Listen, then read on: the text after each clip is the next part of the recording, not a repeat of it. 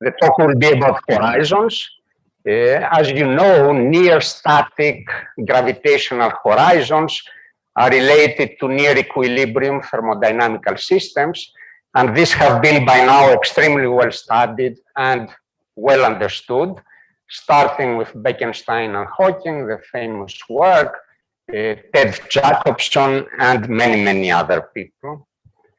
Much less is known far from equilibrium. This seems to be a much tougher problem. What I mean by far from equilibrium is things like accretion of black holes, coalescence of black holes, evaporation of black holes, and so on. And there are all sorts of questions that are actually asking for study and replies. One such question, for instance, is that typically there exist local or apparent horizons which are different from the event horizon that defines the causal structure of space-time. Local horizons are places where light rays go one way, so they are some kind of osmotic membranes, you only go one way locally, whereas event horizons are typically related to global properties, so they define global causal structures. So this is one question you will see in the talk, but the talk will be rather modest. I'm not going to answer all these questions. I will actually look at a very special set of far from equilibrium states, which are stationary states, and where some progress seems to be more plausible, at least in the immediate future.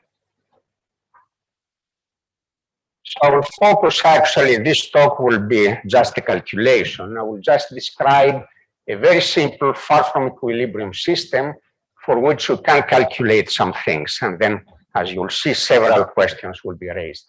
And of course, the hope is that one will learn from this some more general lessons.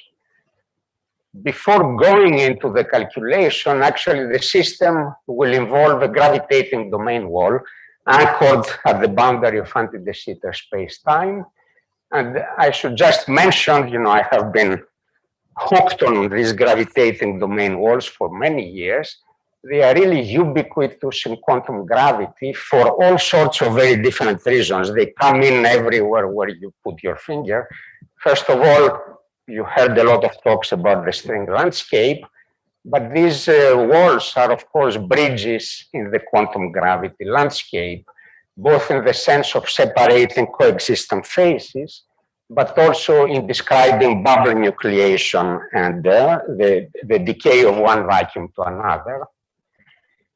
Another reason that had made them very popular about 20 years ago, actually a special kind of interface is a boundary, simply because on one side you have nothing, it's empty.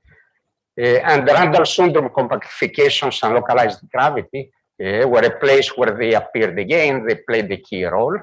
And very recently you heard probably about this very exciting developments of trying to reproduce the page curve with a semi-classical calculation.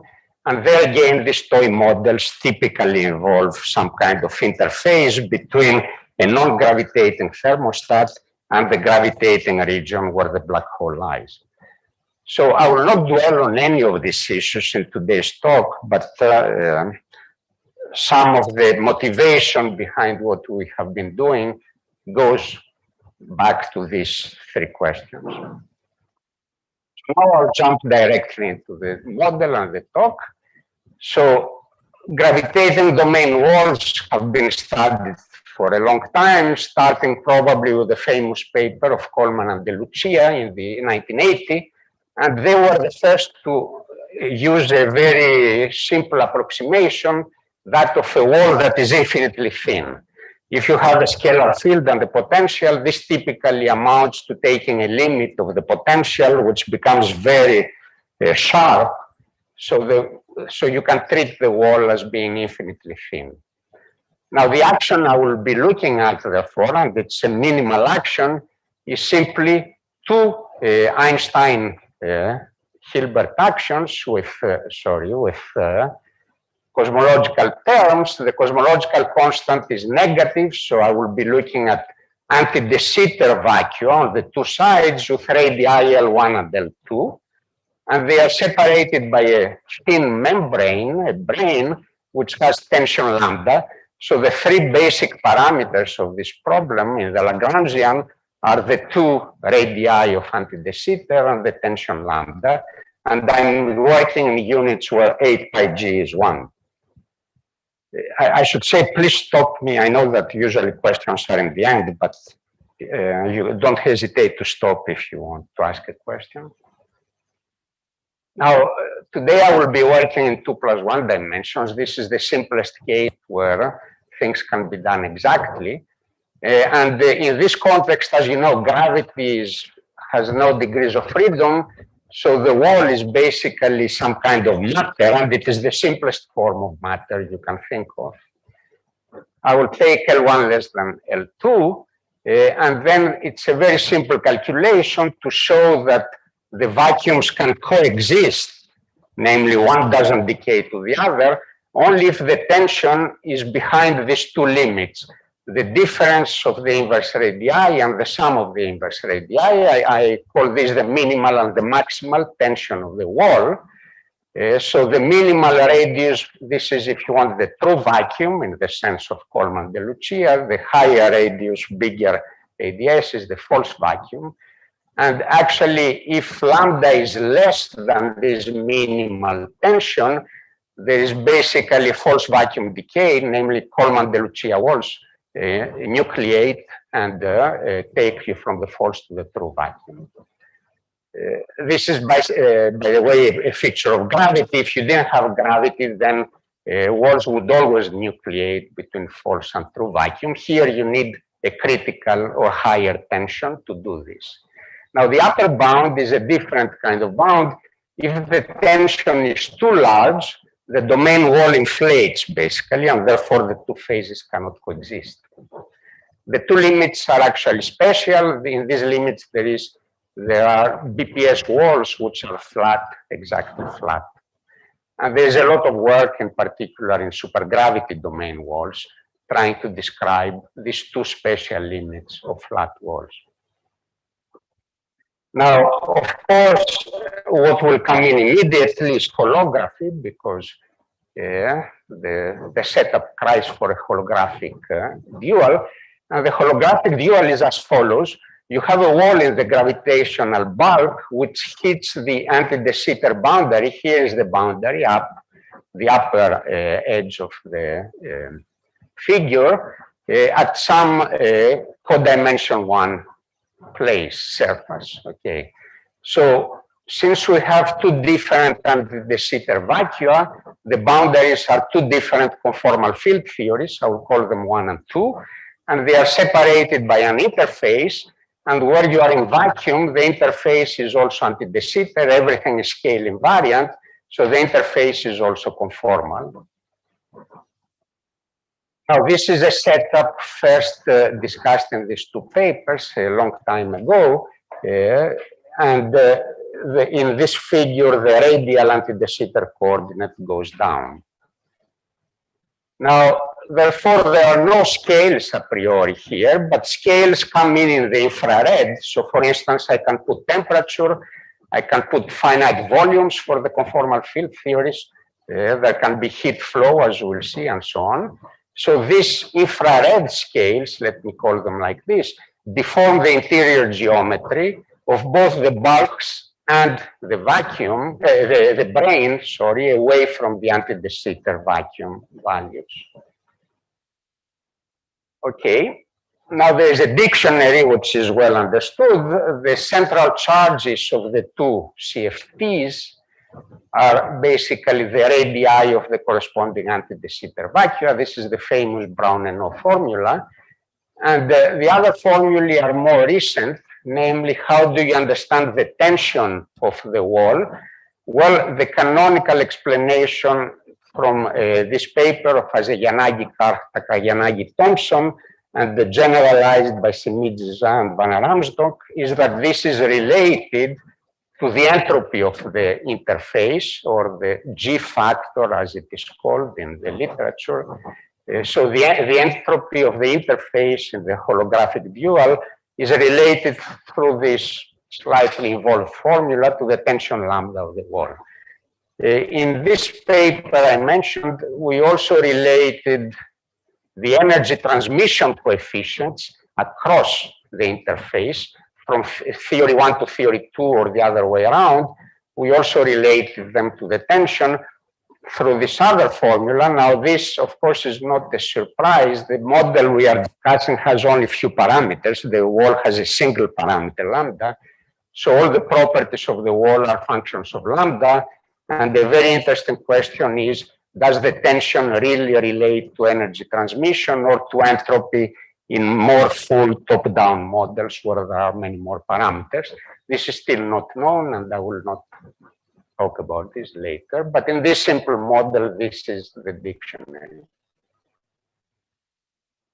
Now, as I said, this is a minimal bottom-up model. It's at best a useful approximation to some full-fledged top-down CFTs and interface and their holographic duals.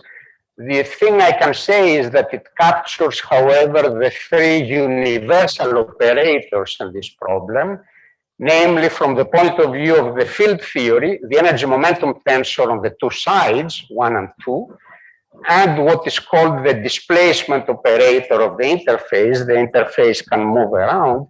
It's, of course, an external thing like a heavy quark in QCD, but it has this own operator, and this translates in the gravity side to the metric on the two sides of the interface and to the brane embedding coordinates x mu of sigma. So in this talk, as I said, I will describe some interesting far from equilibrium states of the system and compare with what is known or expected on the field theory side.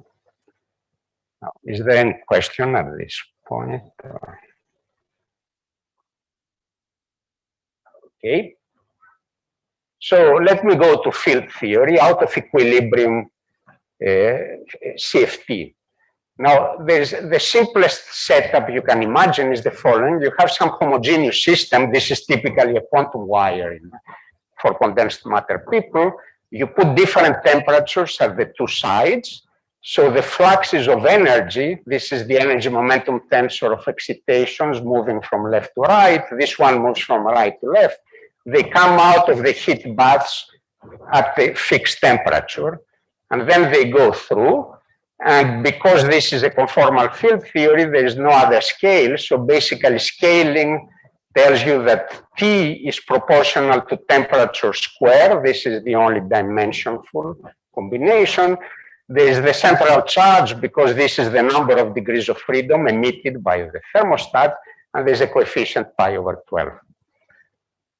Now, you see, in this very simple case, there's no interaction between left and right movers. So this guy goes all the way through here and this one through there. They thermalize and then come out again. So if you take the difference, which is basically the heat flow, it's simply the difference of square temperatures. This is, if you wish, the Stefan-Boltzmann law in this case. And the coefficient, the Stefan-Boltzmann coefficient is basically pi c over 12. However, this system is fake out of equilibrium because left and right movers don't interact. So if you want, it's an equilibrium system with a chemical potential for momentum in this direction. It's given, you know, it has a density matrix, which you can describe as an equilibrium density matrix. So to make things more interesting, you need to have a place where things interact or scatter. And the simplest place is a defect or a junction or interface. People doing quantum wires can put two different quantum wires together at an interface. And we look at the system in the infrared, so only the CFT plays a role. Now things are more interesting because the outgoing heat fluxes, if you wish, are given by, the incoming towards the interface. Fluxes are given by the square temperature, but here things interact, and there's now a reflected flux going back to the left and the reflected flux going back to the right. This we don't know yet how to treat them. However, if we knew the reflection and transmission coefficients of energy at the interface, so R1 is the reflection coefficient for things coming from CFT1, T2 is the coefficient for things transmitted from CFT2, so the sum of the two is what is going back to the left thermostat, and likewise the sum of these two, this one and this one, is what goes back here. Now, so in terms of these reflection and transmission coefficients, we can of course write down the values of T1 plus plus and T2 minus minus, and actually it's a particularly convenient feature of this problem that energy transmission is universal. This was shown very recently by Maineri, Penedones, and Rousset. In other words, anything you send in gets transmitted, the energy gets transmitted to the same coefficient, whether it's charged, has other properties, and so on. So we only have constant, four constants, Rj and Tj, J goes from 1 to 2. And actually, there's only one independent parameter because conservation of energy tells you that the reflection plus transmission coefficient is 1. And detailed balance, namely, if you put things at the same temperature, you want the system to equilibrate, no heat flow. And this relates the two transmission coefficients in this way. The total amount of energy from left is equal to the total amount of energy from the right.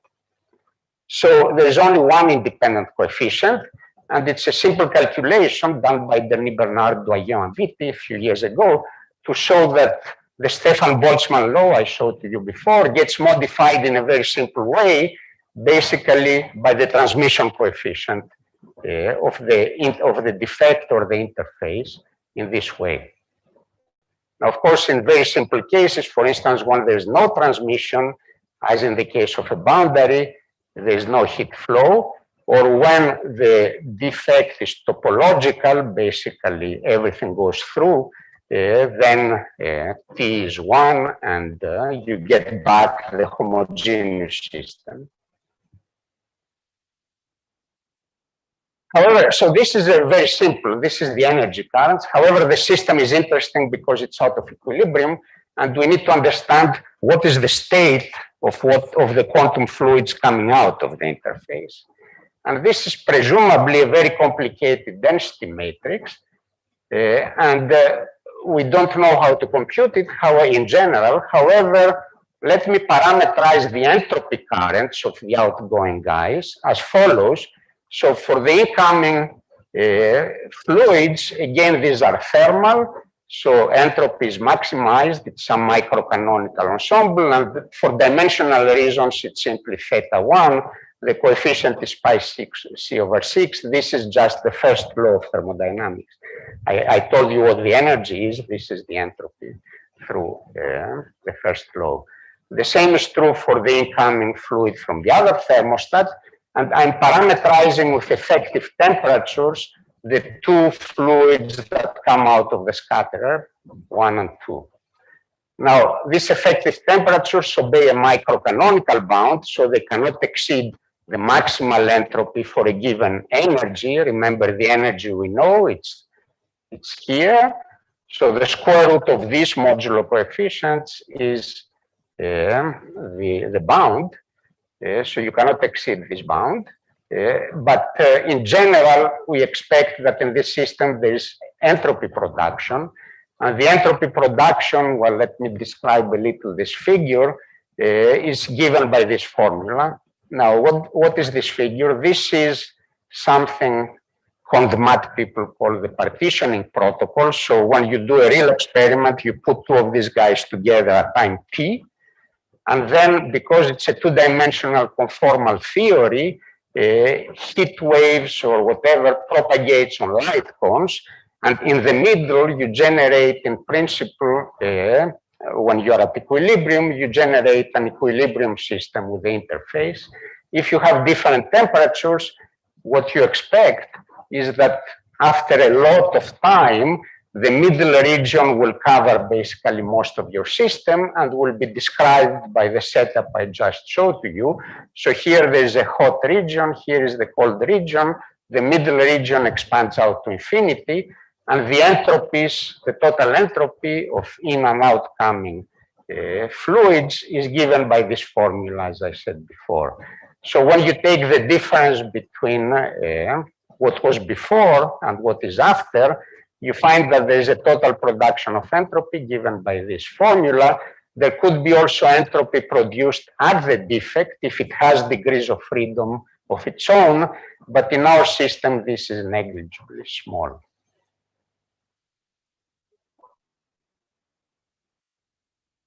So there's no first principles calculation of the production of entropy at this interface. It's lacking.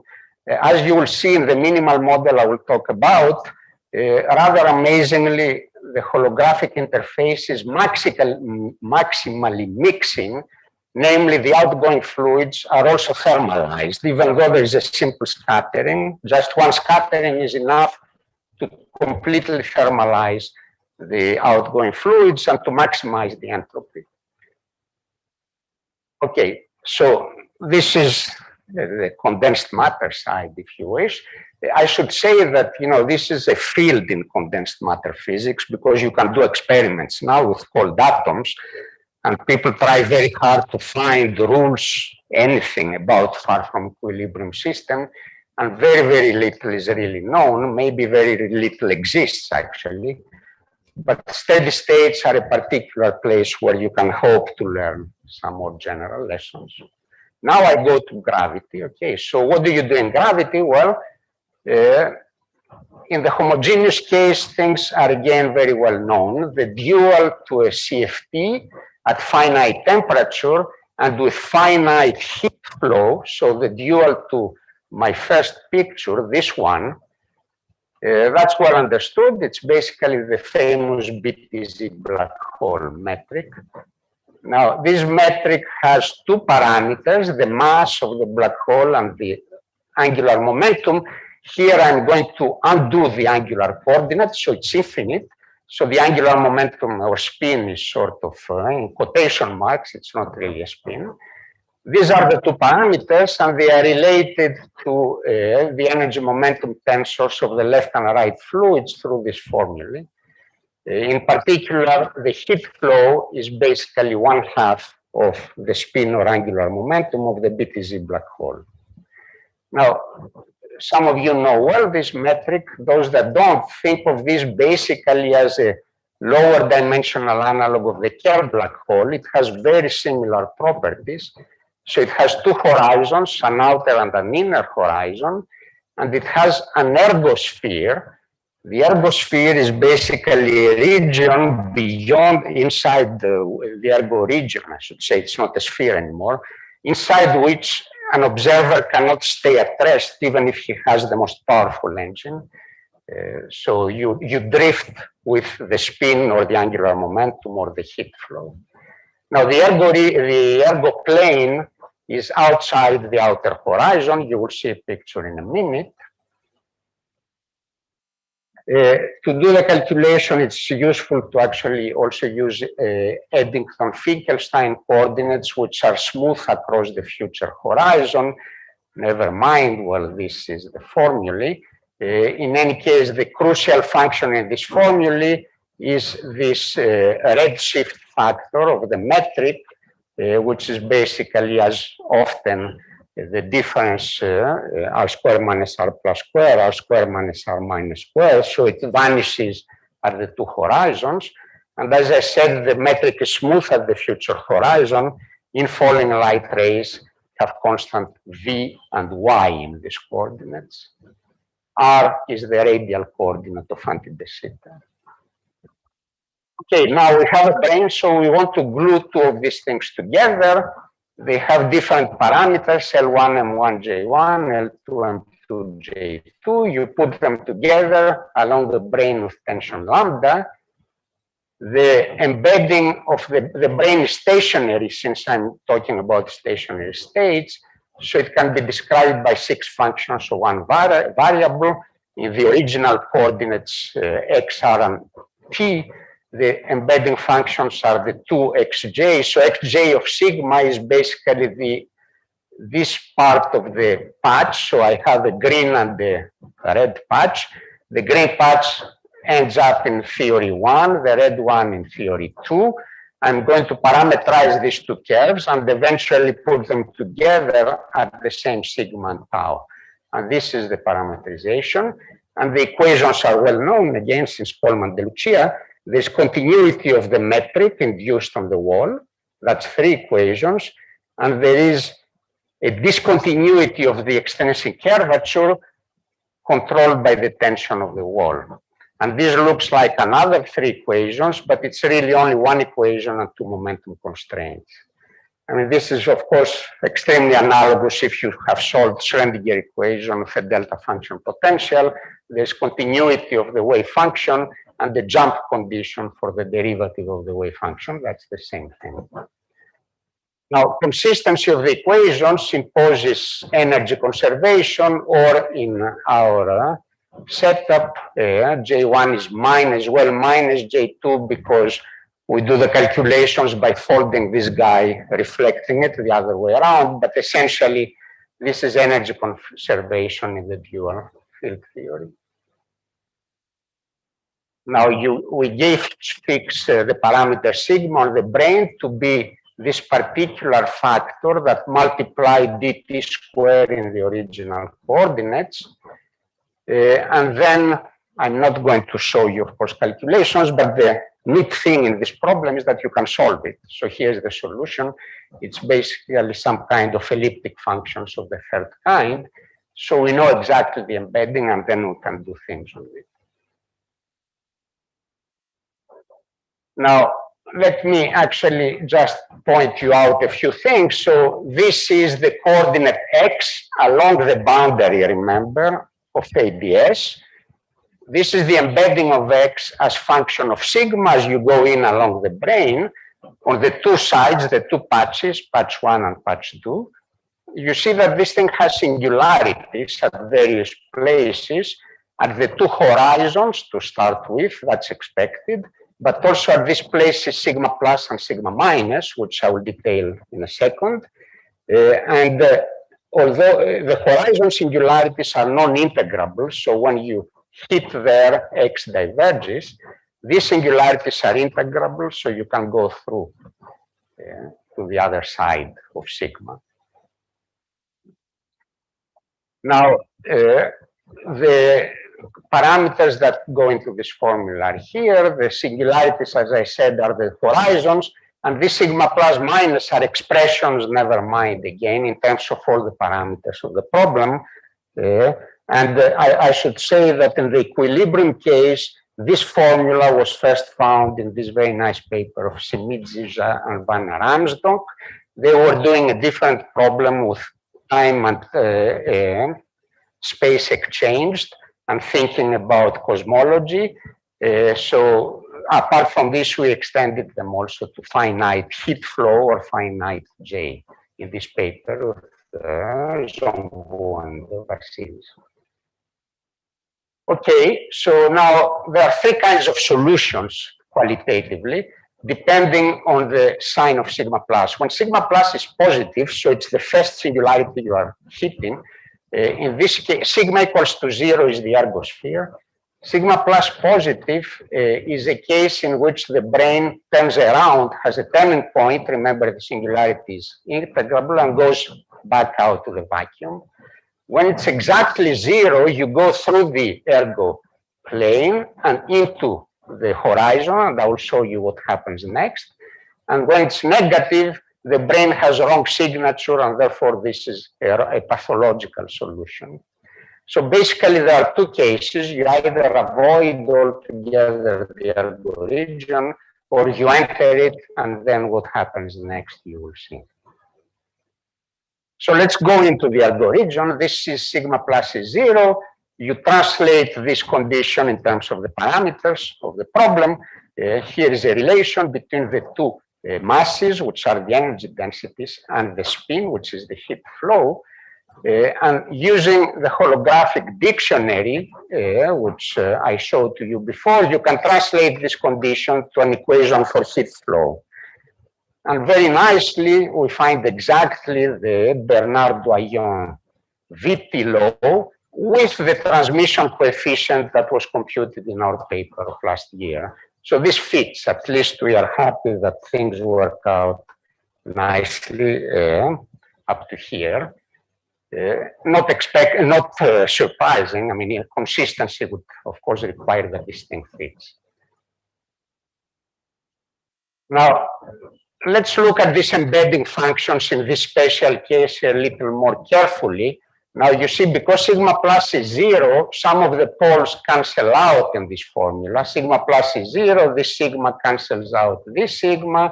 You work the other one, yeah, that's a sigma square root, so the sigma is cancelled. So you get these simpler forms. And now you have three possible singularities, the inner and outer horizons and this sigma minus. Now it's crucial, and you can show that sigma minus lies behind the inner horizon of at least one patch. The inner horizon, like in the Kerr black hole, is a Cauchy horizon. Basically, this means that you don't trust anything beyond it because fluctuations diverge there, and therefore we cannot trust a classical solution that goes behind the inner horizon and comes out. So for all intents and purposes, these solutions never come out again. Beyond the ergo plane, the brain never turns around and exits the horizon. Now the solution looks like this. I'm now in Eddington-Finkelstein coordinates. Just look at the figure. These are the two patches. The gray region is behind the outer BTZ horizons. And as you see, something weird happens, namely they don't seem to join at the same point, the two BTZ horizons. The point E1 is outside the BTZ horizon in patch 2, and the point E2, the horizon of patch 2, is behind the BTZ outer horizon of patch 1. Well, okay, so this apparent horizon is discontinuous, and you can see that it cannot be a real horizon because a light ray can fall through this first horizon, cross the brain, and come out on the other side. Therefore, we know that the full horizon cannot be the union of these two surfaces, which are the old BTZ horizons of the black hole. Actually, this union is an apparent horizon. It lies outside the event or causal horizon. It is also discontinuous and non-compact, including at this point here, which is not part of the horizon, this point. And therefore, this doesn't contradict the general theorems. Those of you that know, like Chris, about black holes from their baby years, know that there are theorems that would not allow you to have an apparent horizon lying outside the true event horizon. Well, these are evaded because things are not compatible. Here is the true horizon. How do you find the true horizon? Well, you see, all you need to do is to know that if a light ray comes in, it should never be able to come out outside the horizon of patch 2. So basically, you try to follow, if you wish, the causal path of this region E2, and this is what defines the new horizon. Now, since I will run out of time, I will not go through the calculation. You basically have to define a global time-like unit vector, look at future directed null curves, and then maximize the drift of these null rays towards the right.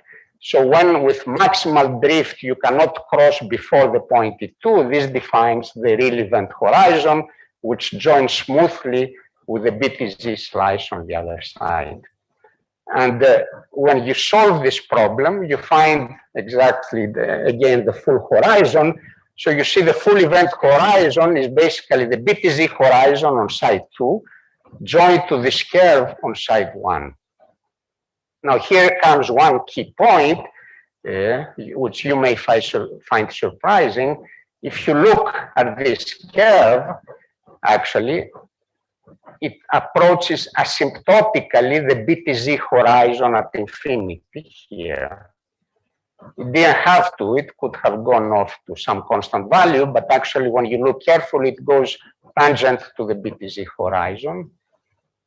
Now, this means that the outgoing fluxes in both directions are thermal, because if you go very far away from the interface, you just see the usual equilibrium thermal horizons of the BTZ black hole. So as I advertised, the incoming fluxes are thermalized by a single scattering at the interface. That's quite amazing, and it might be a peculiarity of the system. Now, what I mean by thermalized, I should make this clear. Things scatter at the interface, so what comes out of the interface is basically entangled pairs, right? So coarse-grained entropy on one side increases because there is entanglement with the other side. There is no environment here, there are just two sides. The entanglement of the scattering at the interface creates coarse-grained entropy that you measure if you are an observer far to the left or far to the right. So it's a very simple setting of thermalization where there is a single scattering and entanglement is all created at this single place in space. And yet the single scattering in this model seems to be enough to thermalize the two fluids that come in and which have, as you remember, thermal density matrices at different temperatures. Now let me skip this.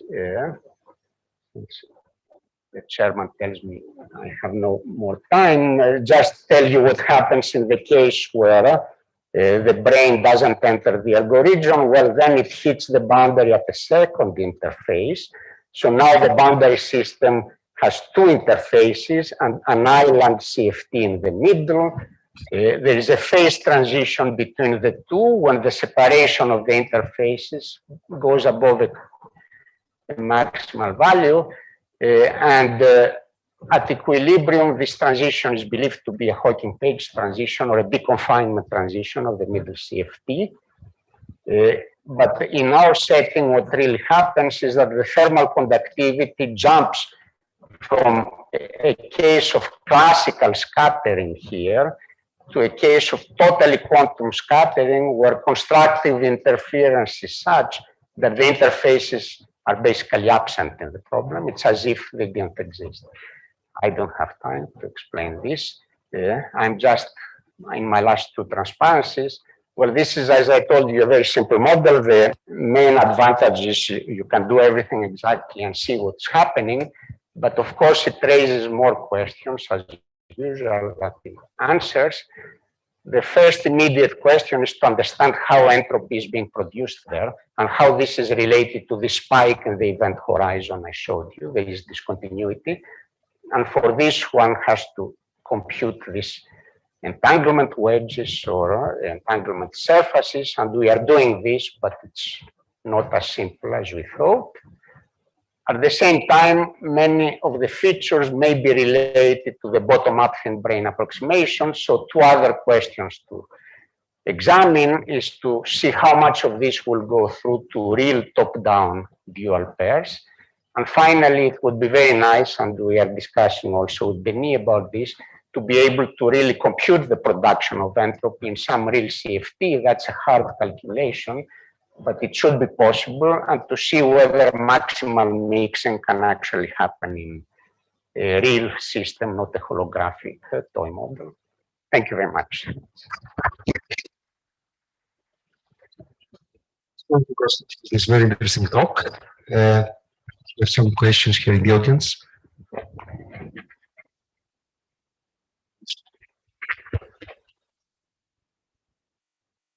This very fast thermalization that you mentioned depends, of course, on many parameters.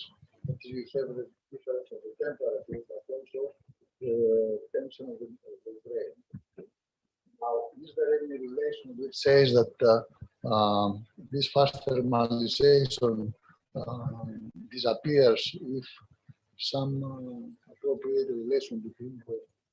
This reminds me of the Bernard Rayleigh convention when you have two different temperatures, and then you increase in the gravitational field, difference of the temperature, then All right. There is a bound to happen this. So There is, you are right, Manol. Thanks for the question. I mean, I lost. Okay.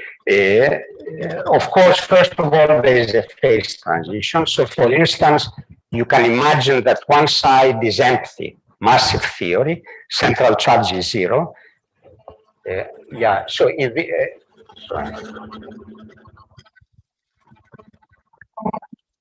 yeah. So as I said, this phase transition actually happens at a particular value delta x. So we can assume, of course, that delta x is infinite, and then I'm always in this phase. However, even in this phase, so the other interface is infinity, even at this phase, first of all, the tension has to be within the bounds I showed to you. If it's outside, there's no dual that is describing the setup.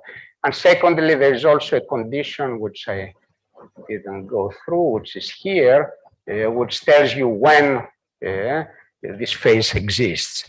You see, I mean, it's easy to understand that, of course, if one side is empty, c equals to zero, everything reflects. There is thermalization, but it's trivial. But the phenomenon is very general. I mean, it's not something fine-tuned. You know, generically, this scattering in this model thermalizes in most for most values of lambda and most thetas. It's not a near equilibrium thing. You can be totally out of equilibrium. Two fluids, one is very cold, the other very hot. They just scatter at one point and they come out thermalized. Probably unphysical behavior, but it would be nice to see in some microscopic model. Is there another question perhaps here? Please. Thank you. In your introduction, you were talking about what happens to horizons as you go away from thermal equilibrium and this more general concept of local horizon and so on. Perhaps I wanted to ask if you could say a bit more about what the general picture now is of horizons in this more general context, and what. You mean if there are general statements you can make, or? What's the sort of picture that you have in mind that's emerging in place of the classical? Yeah, no, the picture that I would like to understand is very modest. Namely, we know here in this model, there is a place where entropy is being produced. Now, this means that the horizon, of course, is not killing there. Something happens at this place. And, you know, the obvious question is how do you relate the production of entropy to what happens in the horizon? Now, the link we know now how to try to do this. It's these Ryu, Takayanagi, Hubenir, and Gamani surfaces. If you take, which measure essentially entanglement entropy in the boundary theory, if you take it very far from the interface, you get these thermal entropies which go out. However, very close, I don't know. I mean, that's what we are trying to do. But the hope is that somehow you will understand exactly how entropy production is related to the local dynamics of the horizon. And that's my vague hope. I don't have much more to say. I'm sure many people probably understand other things very well, but these are non-compact horizons. You know, there is this work on flowing funnels. I can flash this and see the transparency. So, you know, when you see this, you immediately think that the interface maybe looks like a black hole on the boundary. So things come in and then come out thermal. However, this is 2 + 1. So if you have a black hole in 2 dimensions now, that's a frozen black hole in the boundary CFT. Then, of course, it emits thermal radiation theta effective. And this problem, it's called the funnel. It was studied by lots of people that you see here. But what we really have is as if we are putting together 2 funnels. So things come in and then come out. The horizon has 2 points at different temperatures, effective temperatures, and they come out at these different effective temperatures with no energy being stored in the black hole, the background black hole. So there is no dynamics that seems to explain this in terms of some kind of funnel or black hole. But it looks superficially the same, except that you need to fine-tune these temperatures to conserve energy, and there is nothing in the frozen black hole that forces you to do this. I don't know if this roughly answers something. Yeah, we can take one question from the online audience if there is. No? Okay, so I think we should move on. Please, let's thank Costas again for his talk.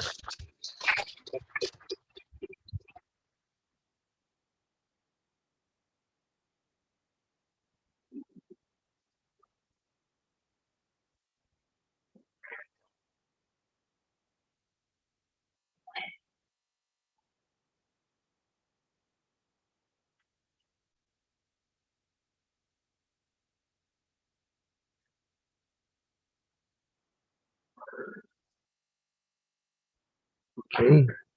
So the next speaker is Vincent Rivasseau from Paris-Saclay, and he will tell us about, he will give us an introduction to tensor data analysis. And Sam, the floor is yours.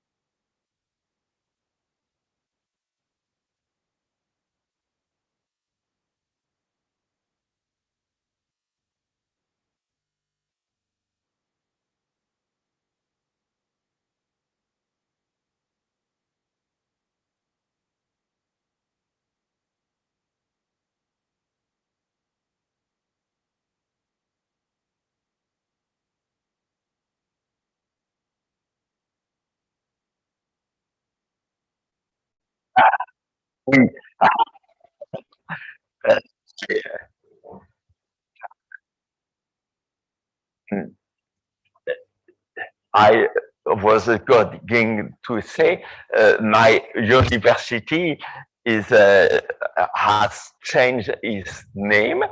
It's now Paris-Saclay, and it's my lab has changed. It's going to be 5 labs, but to be visible from Shanghai. Shanghai is the classification of university.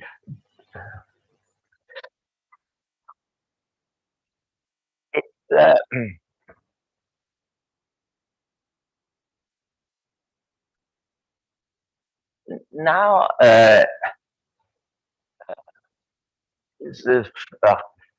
I am in Corfu, and you can look at 3 architectural styles of ancient Greece, and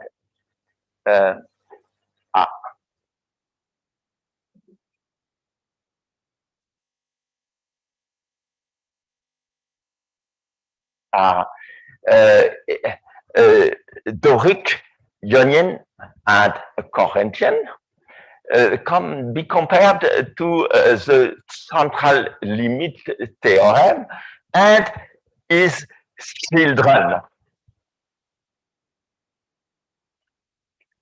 You know that random vectors date back to the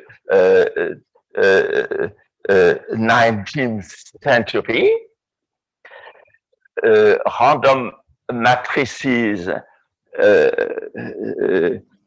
has been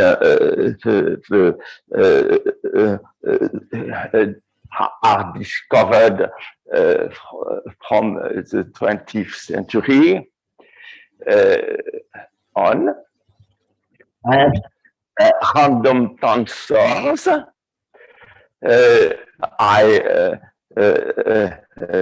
wish I hope will dominate the 21st century.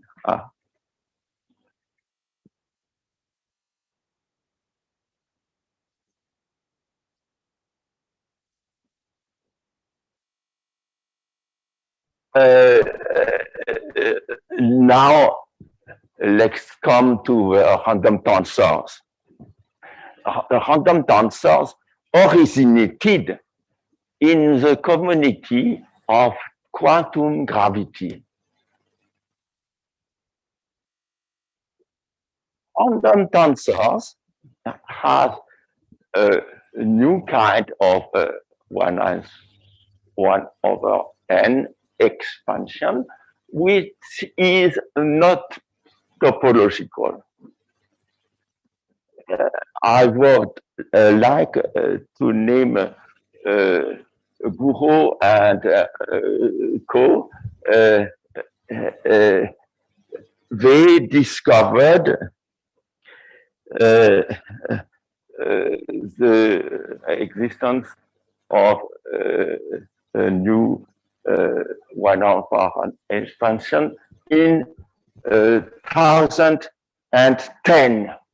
2010.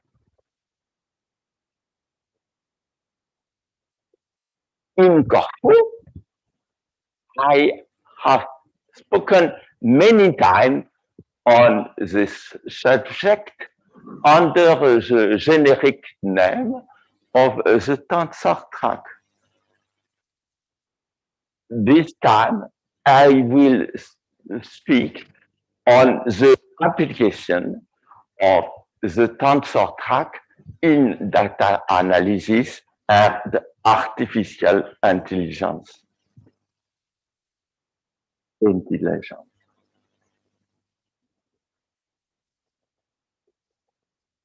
Now, let us come back to tensorial data analysis. Its goal is to compare the true statistical behavior of real data, such as furnished by medicine, movies, you like all you like. We seem naturally structured as tensors. For example, the multi-sensorial systems and their predicted behavior under random tensor theory.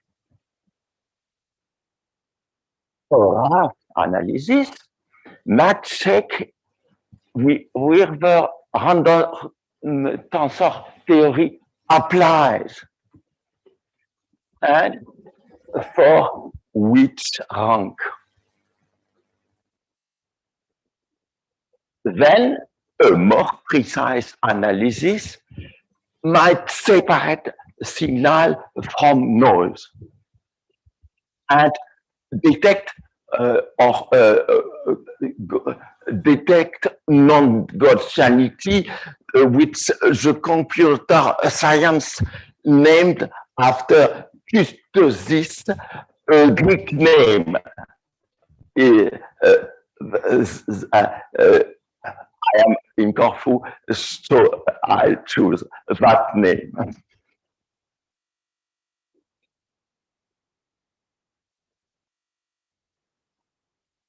Now, let's come to tensorial decomposition or algorithm. From the various tensorial generalization of matrix singular value decomposition, there are two main decompositions that have been successfully used in many applications.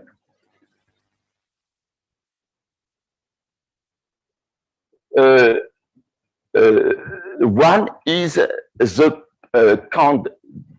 parapack CP decomposition of that consists in approximating the tensor with a sum of rank 1 tensor spike of one of the most used algorithm is alternative least square ALS.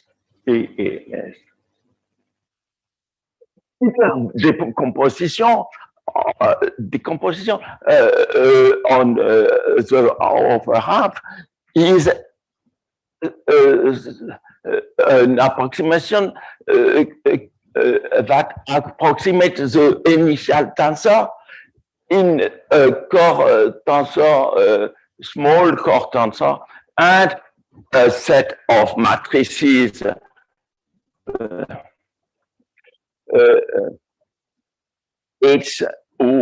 HOSPD and HOOI is the most popular algorithm for this model, and their statistical limits have been studied.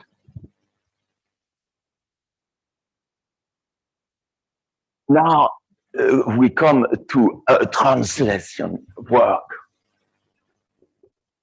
Matrix data analysis, and especially principal component analysis, which go by the name of PCA, is mostly stated in the quantum mechanics language of eigenvalue, rather than in the theory, quantum theoretic language of invariant and Feynman graphs and cyclicity, and you know. For tensors, the quantum field language is the most natural. An important in tensor analysis, data analysis, is therefore to translate the result of matrix data analysis and PCA into the quantum field theoretic language of invariance and Feynman graphs and the like.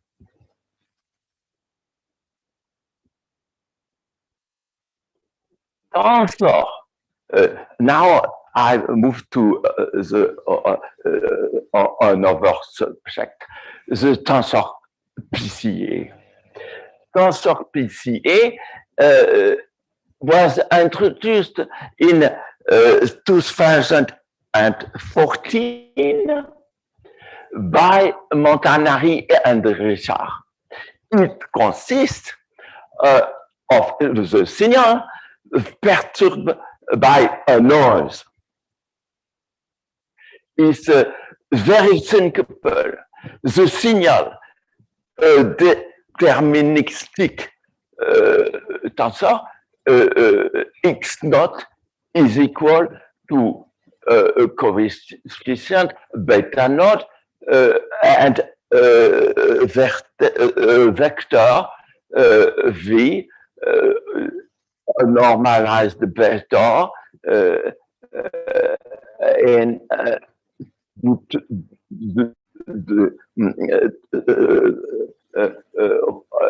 tensorial K.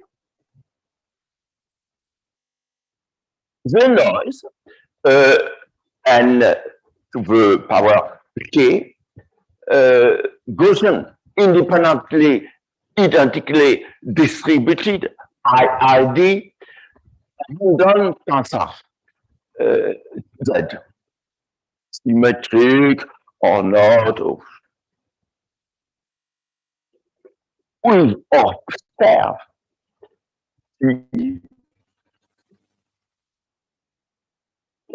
equal is x0 plus Z. And the goal is to detect and recover V. You know, it's as simple as on a statistical as it can be. In order to progress toward that goal, Montanari and Richard suggested and analyzed different methods like tensor unfolding and Fourier iteration.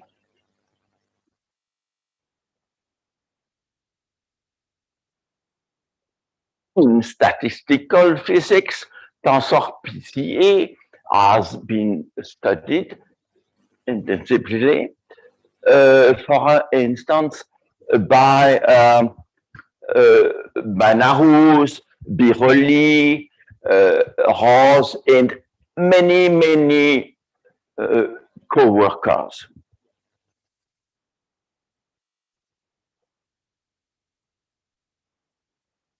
Other methods have been inspired by different perspectives like homotopy and quantum computing.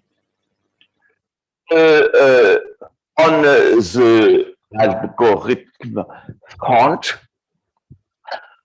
Hawkins, She, and Sarder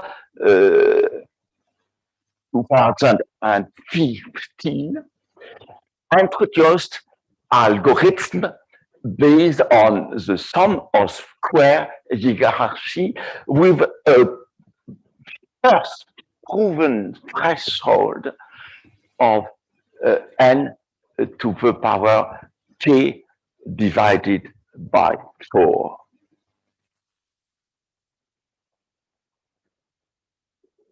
Now let us come to tensor track or random tensor invariant as edge-colored graphs. Notationally, real tensor is said to be of order k and dimensions ni if it is belonged to the product, the tensor product of I equal 1 to k of R I. Einstein's conjunction is used throughout. Polynomial and invariant can be represented as edge-colored graphs. You see some example that goes by the name A tensor in self, B Malone, C tetrahedron, D tadpole, and the like.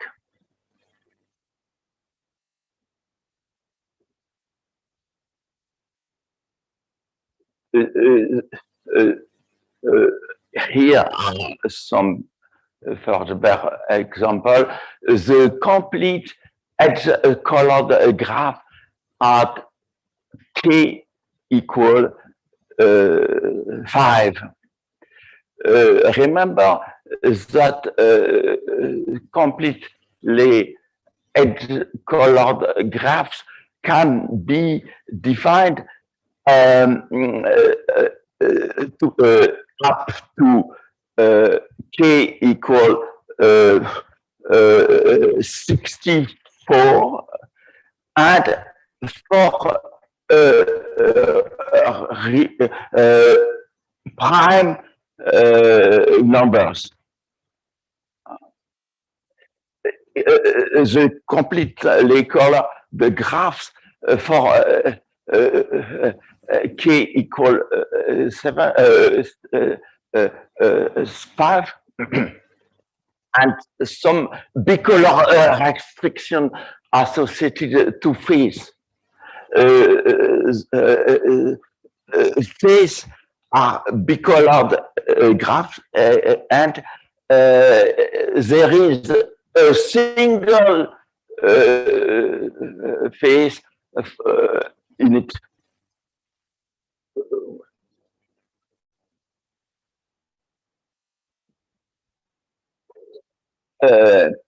Now, our contribution.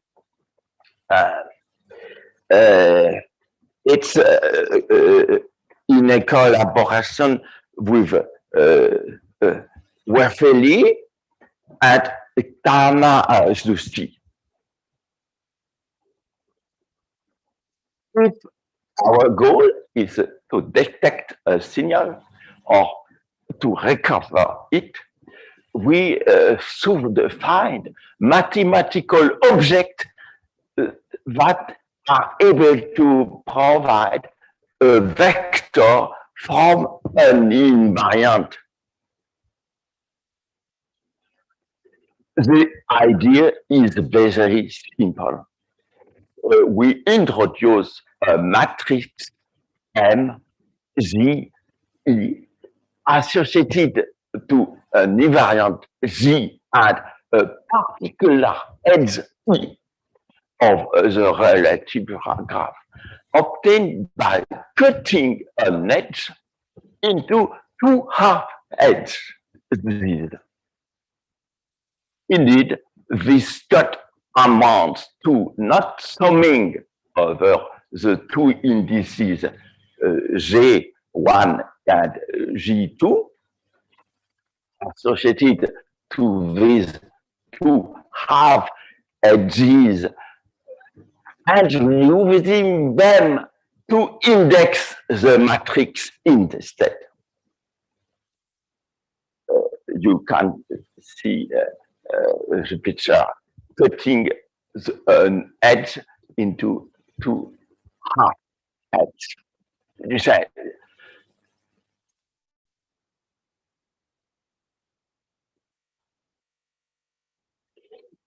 we can distinguish three kinds of contributions to the matrix MZE that we denote MN, MD, and MR.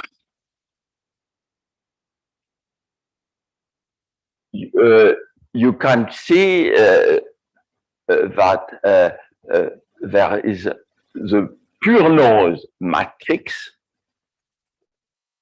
signal contribution to I have made some convention. We can represent the tensor from which we hope to extract the signal graphically as T equal signal plus noise, and a graphical decomposition of the tensor T. And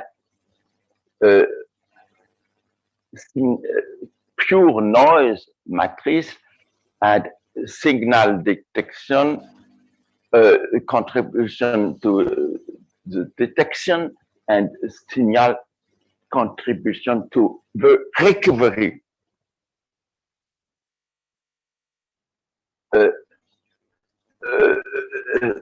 From the melon and tetrahedral example, we can decompose the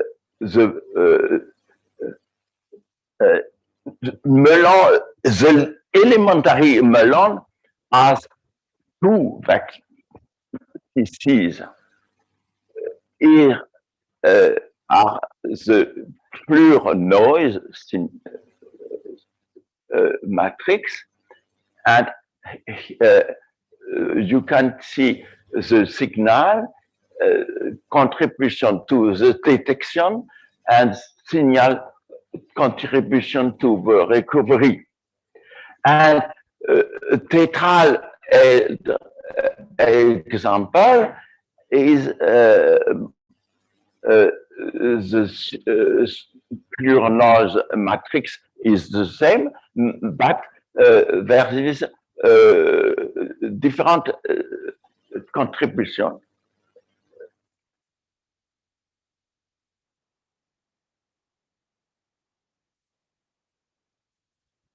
Here are the edge that are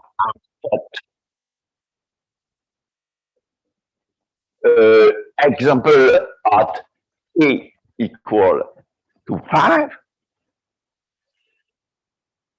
For K equal to 5, example of the per noise graph contributing only to Mn,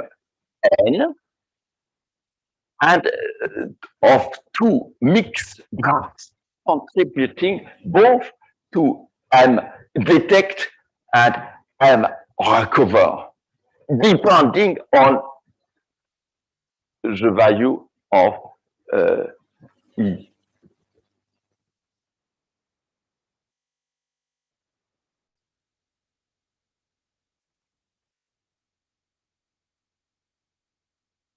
We identify three possible phases following which matrix dominate in operator norm.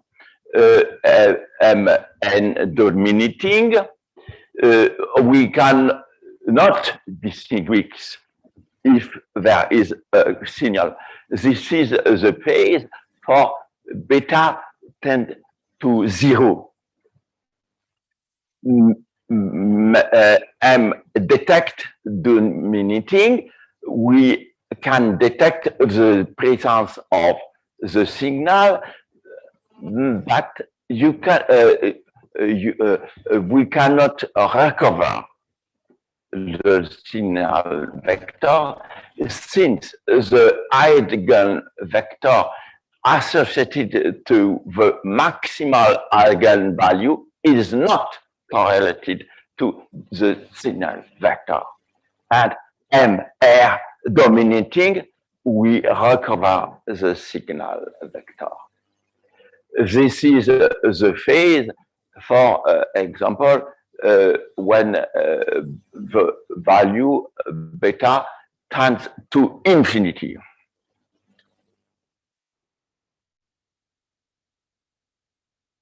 Now, let's come to the part on the computer. Detection simulation. Wait. All are rank 3 system. Detection using the melonic graph.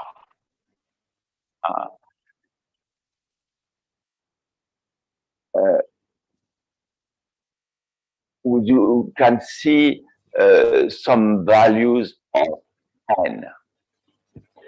It's rapidly going to increase since the n has to be raised to the power k.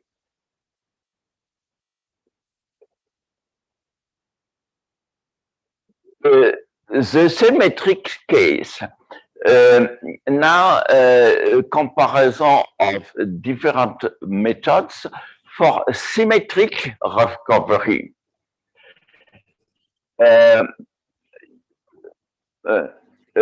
You can see that n equal 100, right? N equal 150. Tetra stand for tetrahedron and applying 100 power iterations to the matrix M recovery. You can see the threshold, and you can see that P tetrahedron beats completely outperform the standard way of recovery. Here is the melonic, and here some ohm and perf. It's a theoretical perf, and it goes right to the transition point, and it's outperform the standard algorithm like ohm.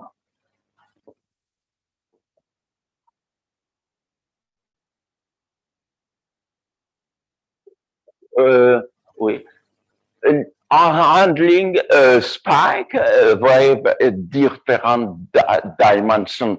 This is important in practice.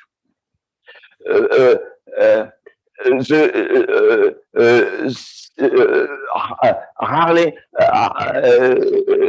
sensors come with the same dimension. We consider the more general case where the tensor T has axis of different dimension ni. We assume without any loss of generality that n1 is greater than n2 is greater than nk.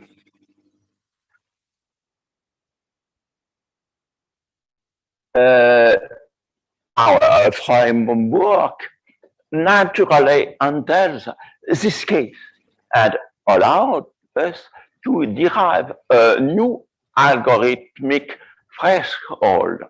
It's a theorem. We can discuss that if you like. Using the Malone graph, the threshold for V1 is given by sup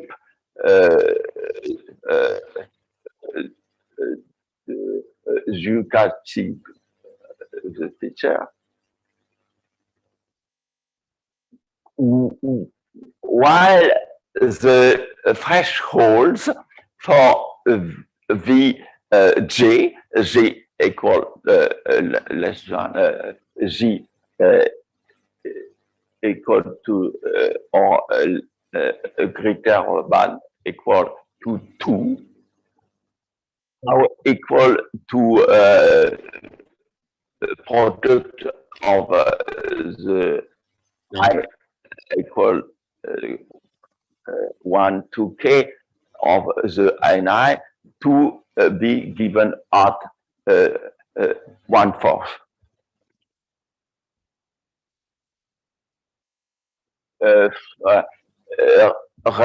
Recovery of spike for different dimensions. You can see the picture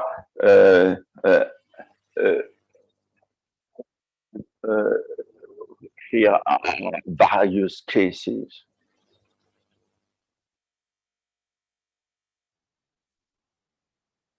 Comparison with the CP decomposition method, you can see that theta tensor versus its concurrent.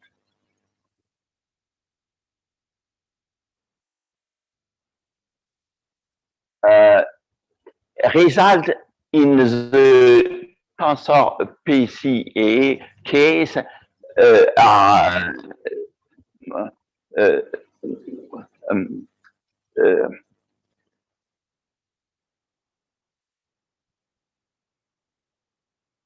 we generated a matrix from a random tensor graph such that its eigenvalues and eigenvectors encode the information contained in the tensor itself.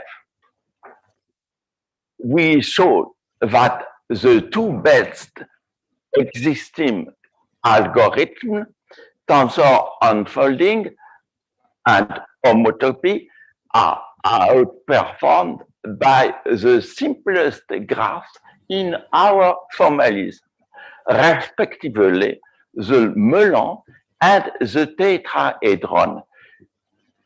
When Thursberg graphs are added, it's obvious that the performance goes better and better.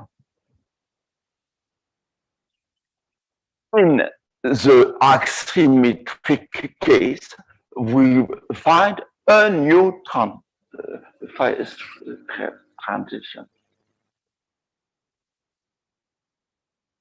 Conclusion,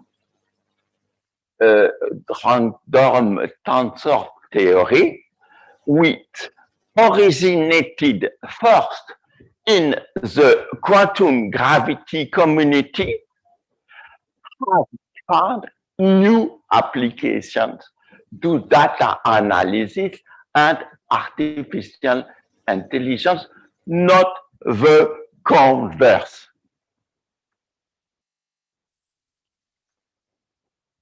Numerical experimentation with both artificial and real means real from the word reality, such that the detection of faces in pictures or with new algorithm has started. There should be more to come in the Tensor track. Stay tuned. Thank you, Vincent, for this very nice talk. And I would like to invite questions from the audience here. Costas?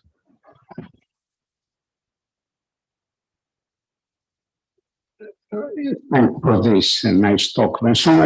Is the melon graph the optimal? I didn't understand from you.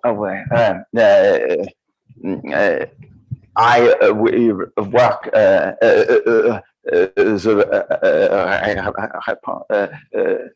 in English. It's in French that I the best on hadrons.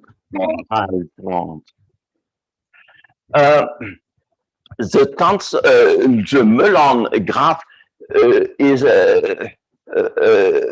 one that comes to mind. It's the Mellon graphs and its sigrams that constitute the Mellonic approximation.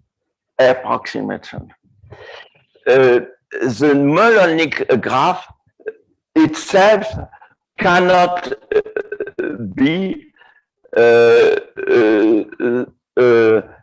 in the limit of n infinity, cannot be the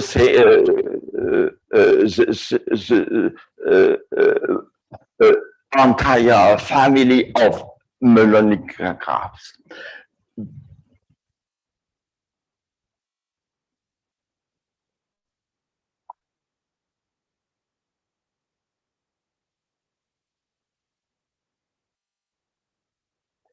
Now,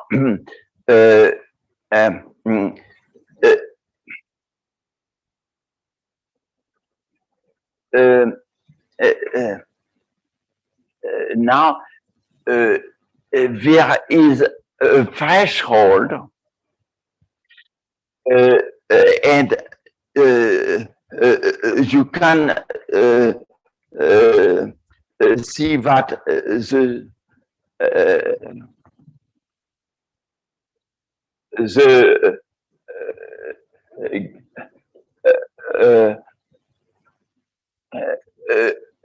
one is not n is not finite. The curve are approximately this, and it tends to a step function in the n equal infinity. You can see beta theoric. It's on artificial data. Beta theoretic can be calculated in the limit. And you can see the n equal 100 is like that.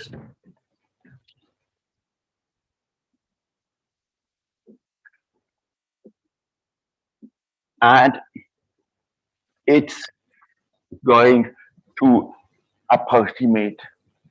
And the tetrahedral Mellonic here is P-Mellonic, and P tetrahedral can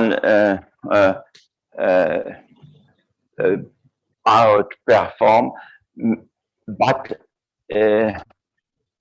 it's difficult for me to explain. Now come the Mellonic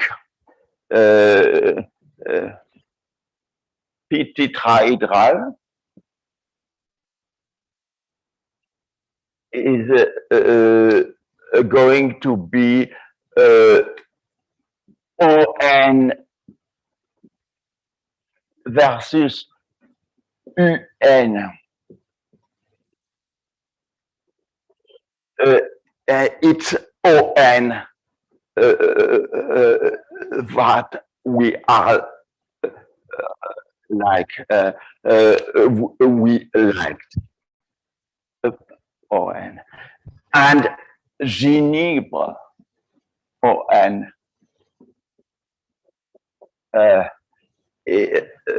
no symmetry. Ginibre has made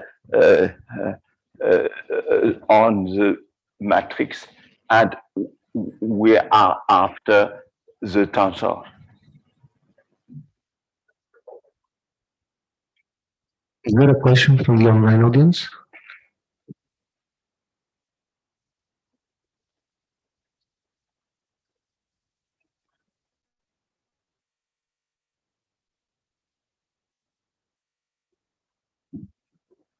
Maybe another one here. I don't see any. So let's thank Vincent again. Thank you.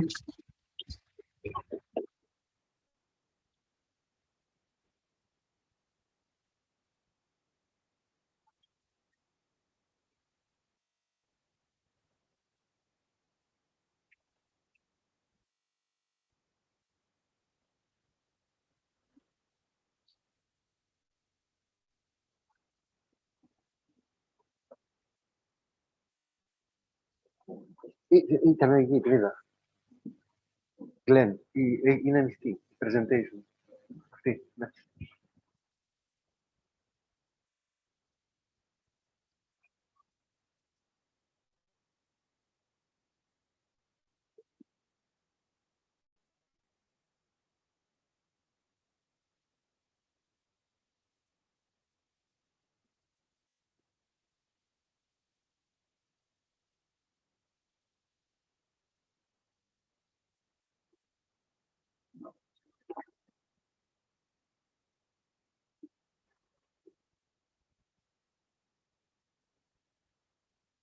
Yeah, I believe we are ready to start. So, or maybe not exactly.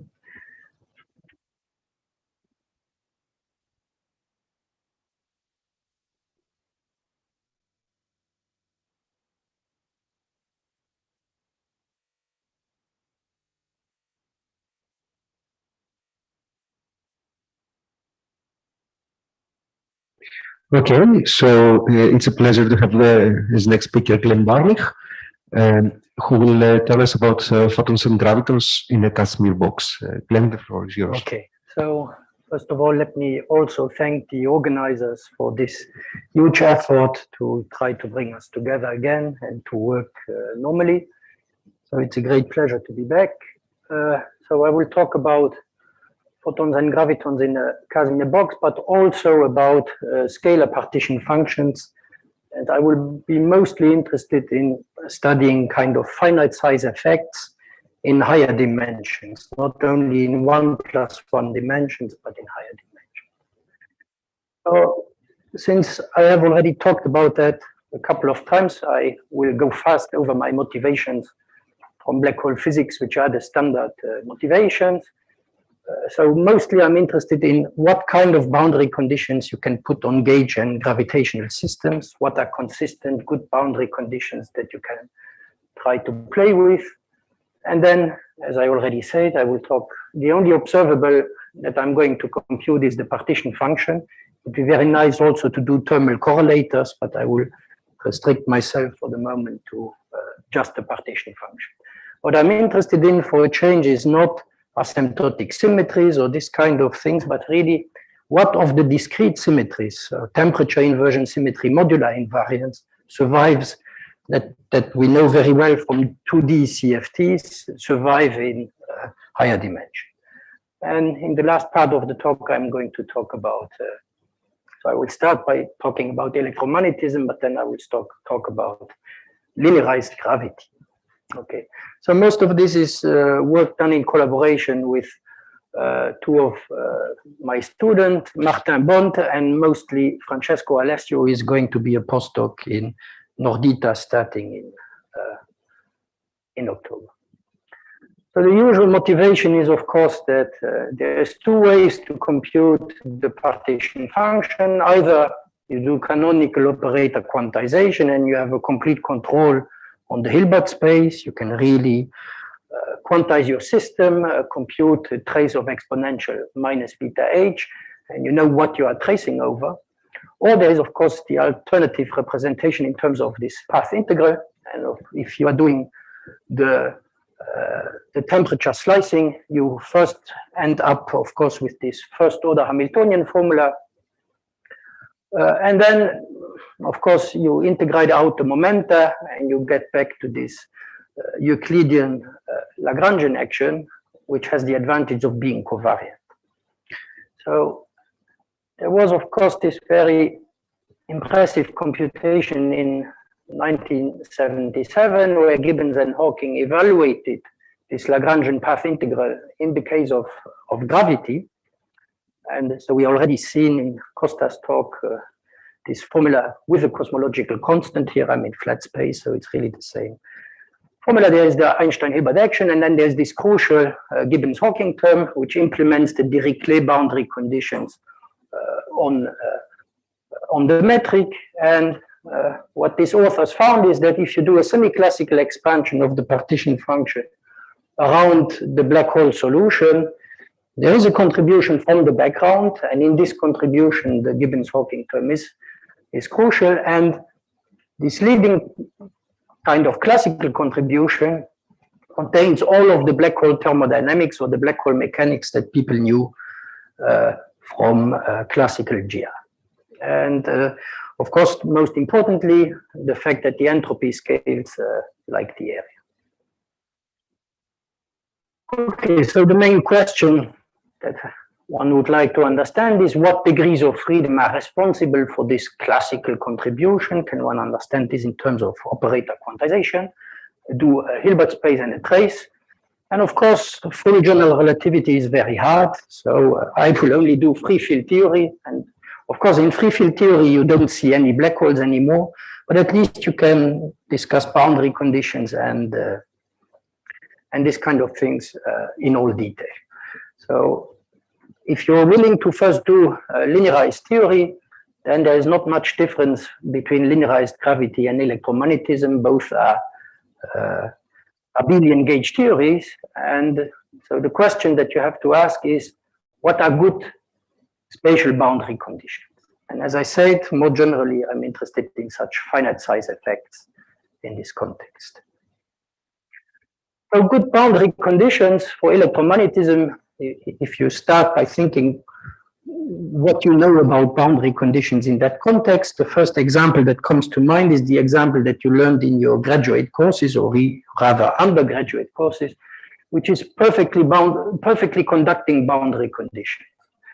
So the nice feature is that, first of all, they have a gauge invariant formulation. So you're not just putting Dirichlet or Neumann conditions, but you really know from phenomenological considerations that if you look at your electromagnetic field in the presence of perfect conductors, that the parallel part of the electric field on the boundary has to vanish, and the normal part of the magnetic field on the boundary has to vanish. So contrary to what we have seen in the first talk, my box is really now made of metal plates, and they extend, in order to make it very simple, you make this box, so in order to make the geometry most simple, of course, you can do other configurations. You only consider a box where one dimension is small. So you take two large plates and only make them small, let's say in the Z direction. That's the kind of simplest box that you can consider. And then you realize that you are exactly in the context of the Casimir effect. Okay. And so, of course, you start to do this kind of computation and you think you are the very first one to study finite size effects in this setup, but as usual, this is far from the truth. And you realize that there was this physics report by Bryce DeWitt, where he was beginning to study quantum fields in curved spacetime. And as the very first example to illustrate this kind of quantum fields in first spacetime, he was already, of course, considering the Casimir effect. And in fact, he went the other way. So he was saying, in electromagnetic theory, we know very well what are good boundary conditions. And his question was, what are good boundary conditions for a scalar field in a curved background? And he was trying to argue that you should consider the conformally coupled scalar field in order to have as much of the good properties of electromagnetism, in fact. So, okay, here, well, as you will see, the scalar field that we are going to see in the end will not have to be conformally coupled because all the backgrounds I'm taking are flat, so you get away with the standard scalar field.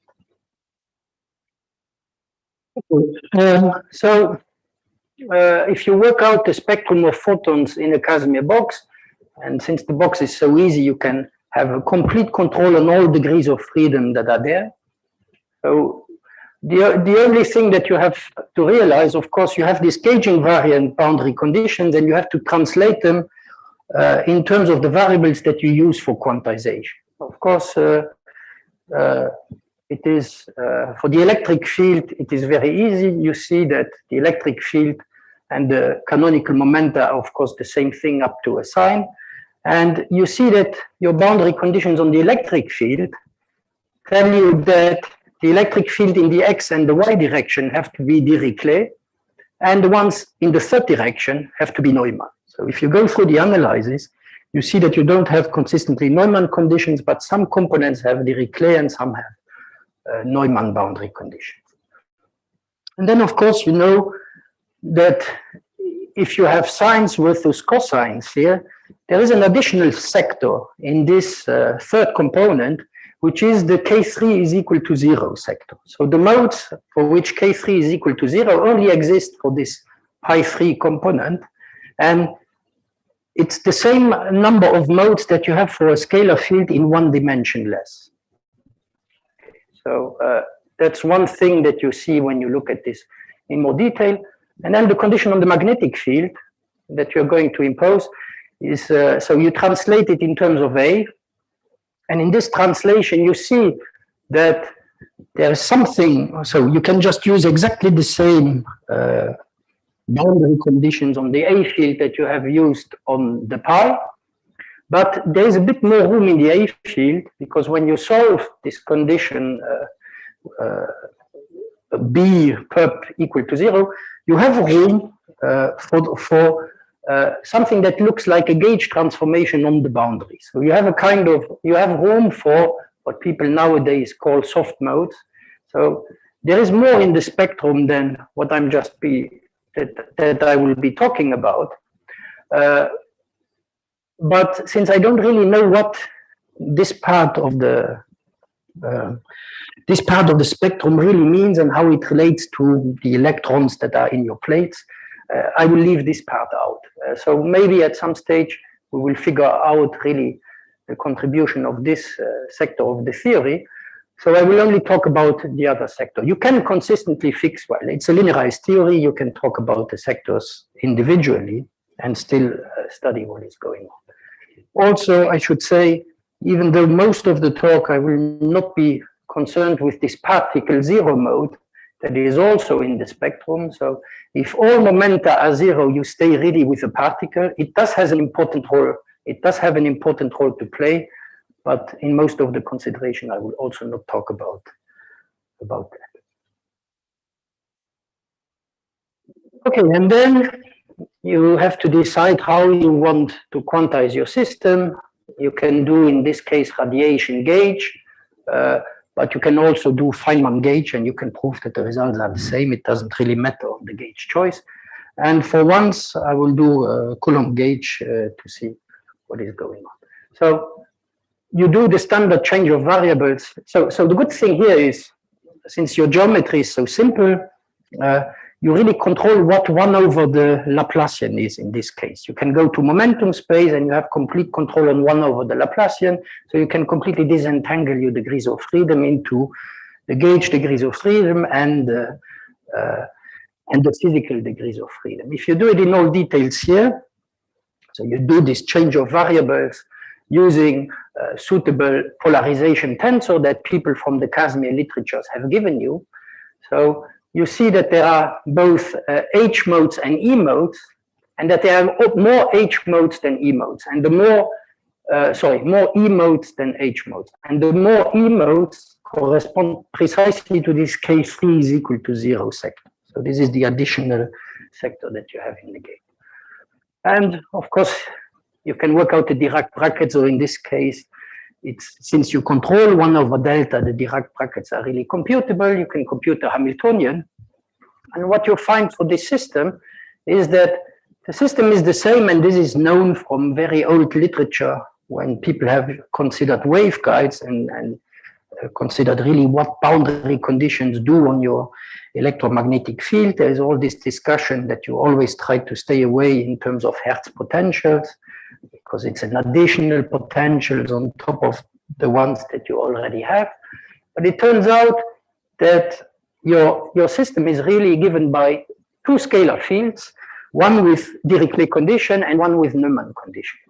One of these scalar fields, you can think of it as being constructed in the standard way out of the H mode, and the other one is constructed out of the E mode. So you realize that electromagnetism with Casimir boundary conditions, and probably the first place this was stated clearly is this old paper by Deutsch and Candelas. But so electromagnetism with Casimir boundary conditions is the same than having two massless scalar, one with Dirichlet condition and one with Neumann boundary condition. And then you can go one step further. In this simple case, you have to be very careful about parity and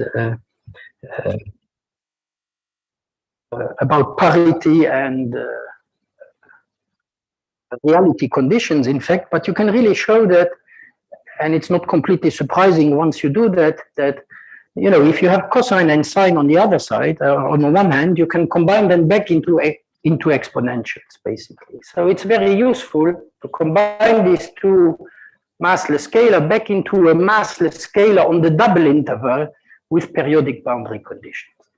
So if you go through the analysis, you find that electromagnetism with Casimir boundary conditions is the same than having one standard massless scalar on an interval of twice the length with periodic boundary conditions. And so this map between these two systems, which maps the Poisson brackets and the Hamiltonian one to the other, one should nevertheless be aware that it is a non-local map that is defined in terms of modes. It's not a local standard map that you can do. And of course, everything is easy because now you know that the finite temperature Casimir effect, if somebody tells you how to compute the partition function for a massless scalar with two large dimensions in space and one small dimension with these periodic boundary conditions, you have completely computed the partition function. Okay, so what ways do you know to compute the partition function of a scalar field? And since my background is flat, I don't even, as I said, I don't even need to take the conformally coupled scalar. So there are three standard ways to compute this partition function. The first is a Lagrangian path integral zeta function computation. So of course here you know completely all eigenvalues of the system. So you have this, if you want, two small directions, which is the thermal circle and the Matsubara frequencies, which are here, and then there is also the spatial frequencies in the small direction that you have here, and all the other ones are large, and you transform your sums to integrals in the usual way. So if you do that computation, the zeta function, you find something that people in the finite temperature Casimir effect know for some time, which is that this partition function can be expressed in terms of this so-called Epstein zeta function, and that the parameter which controls everything is beta over the small beta over L3.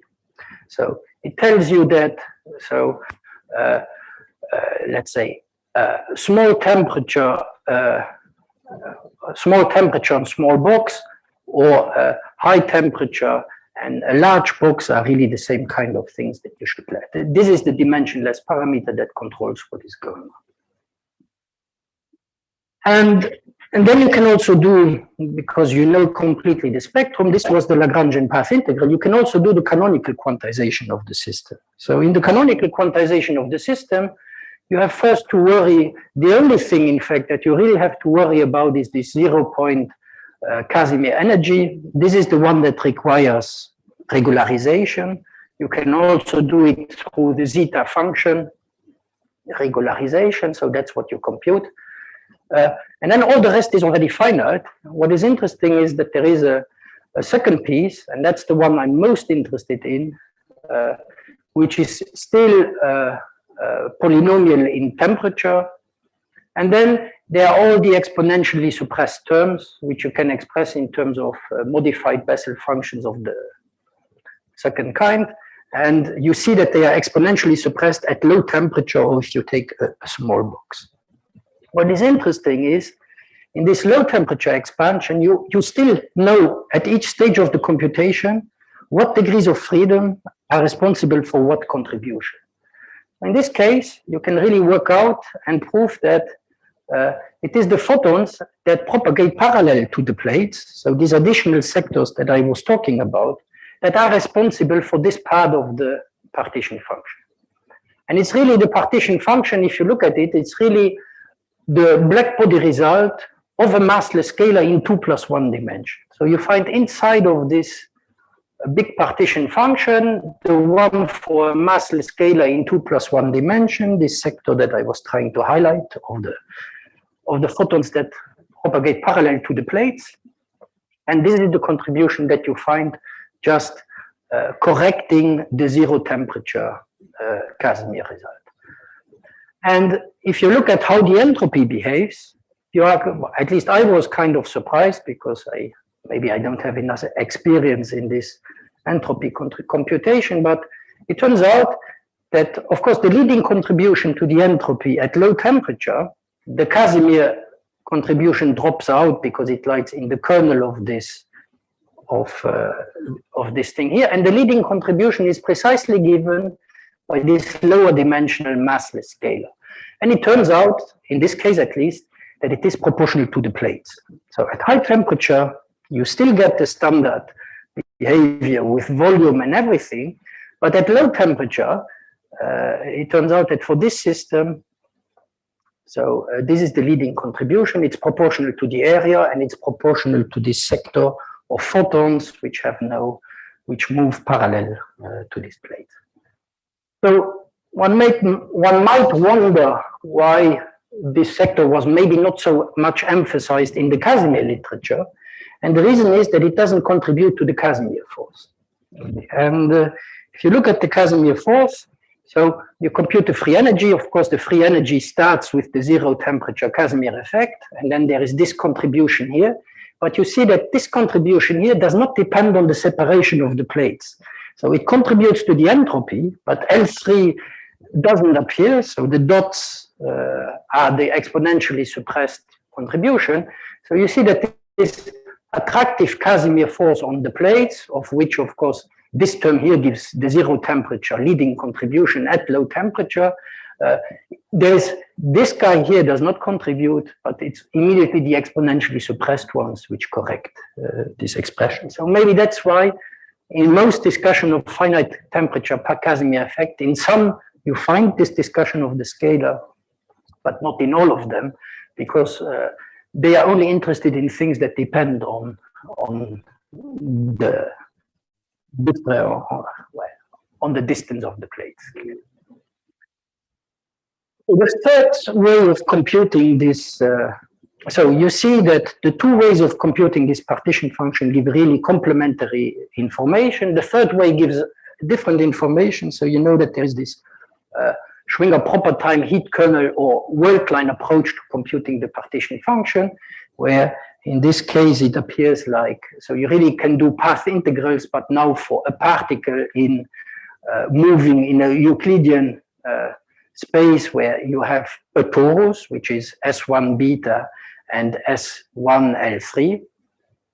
And so you really have two small and two large directions. And then you just have to combine the heat kernels in the right way for this problem. The heat kernel for the large directions are, of course, these heat kernel, and the heat kernel for the small directions have also the path that wind around the circle. This is the ones that you have to consider. So you get this heat kernel in terms of the standard Vita 3 Jacobi theta function, if you want. And then when you work it out, you basically find the Melling transform of what you have computed before. So what is kind of nice in this computation, but you also could have seen it already on the Epstein zeta function, is that you really see that this partition function has a high to low temperature duality. So it is, you can relate ln of z of 1 over t to ln of z of t, and it's not invariant, but it's covariant, and you have a factor here. What this tells you is that if you know what happens in the high temperature, you can also deduce what happens in the low temperature, exactly like what you have in 2D conformal field theory. So if you know one part of the expansion, you can get the other. Originally, this result was found already in 1969 through the method of images. Well, which is very similar, in fact, to what I have shown. So the high temperature expansion, which you can get and you can exactly compute with all subleading corrections, is of course the black body result is the dominating contribution. Then you have another contribution which is not exponentially suppressed and which is related to this to this black body result in one dimension lower, and then you have the exponentially suppressed. Okay, the first thing. So how much time do I have left? Thank you. So the first thing, so this was all, of course, known. So the first thing that we were interested in was trying to see if this temperature inversion symmetry, you can boost to modular invariance, because you clearly have a torus in the game. And if you have modular invariance, everything is a bit better because you can use complex analysis, and you're not just can do t goes to 1 over t, but you can do really modular transformation. So let me, and I apologize to the experts in the audience, let me just say how this works in 1+1 dimension in the very simplest case of a massless boson in 1+1 dimension. So in order to get modular invariance, you can not only compute the partition function, but you also have to consider, you have to couple through, and I was really surprised that it had to be a complex chemical potential, but it has to be. So you couple also linear momentum in the direction, and you couple it with a complex chemical potential, and then either you can look at the path integral, which was done by Polchinski, or you can do the operator quantization, and this was done by Itzikson and Zuber in the mid-80s. So then you get, of course, this modular invariant partition function, in which, in terms of 1 over the modulus squared of the Dedekind eta function, and in which you get modular invariance only if you are very careful and really worry about the zero mode in the spectrum. So the particle, you have to do the particle right in order to get this 1 over square root of imaginary part of tau, and to get really this modular invariance. And of course, temperature inversion symmetry is the particular case when you put your chemical potential to 0, and then this tau prime goes to minus 1 over tau, becomes just temperature inversion. So what of this survives in our higher dimensional case? And the question is there a good observable in electromagnetism that allows you to boost this temperature inversion symmetry to full modular invariance? Okay. And so this question was, of course, addressed in the literature, part of it at least. In the 80s, there was an important paper by Capelli and Costa, a paper by Cardi himself on how modular invariance could survive in higher dimension. And then more recently, after this Cardi formula has been used in all kinds of black hole computations, there was a discussion by Shagulian in 2016, which is really talking about swapping the spatial cycle and the temperature cycle, which is what we are trying to control analytically, I would say. So if you have this scalar field reformulation, then it is the observable that you should try is more or less obvious. You should just couple linear momentum in the small direction. Of course, you could couple also linear momentum in the other directions, but the observable that does the job is really linear momentum in the compactified direction. And if you then compute the partition function, you really find that it is modular covariant, and you have this, this kind of generalization, and it will depend. You can do the computation for the scalar field. It makes no difference if D is equal to 3, so you just do it for general D. And this is the result that you're going to find.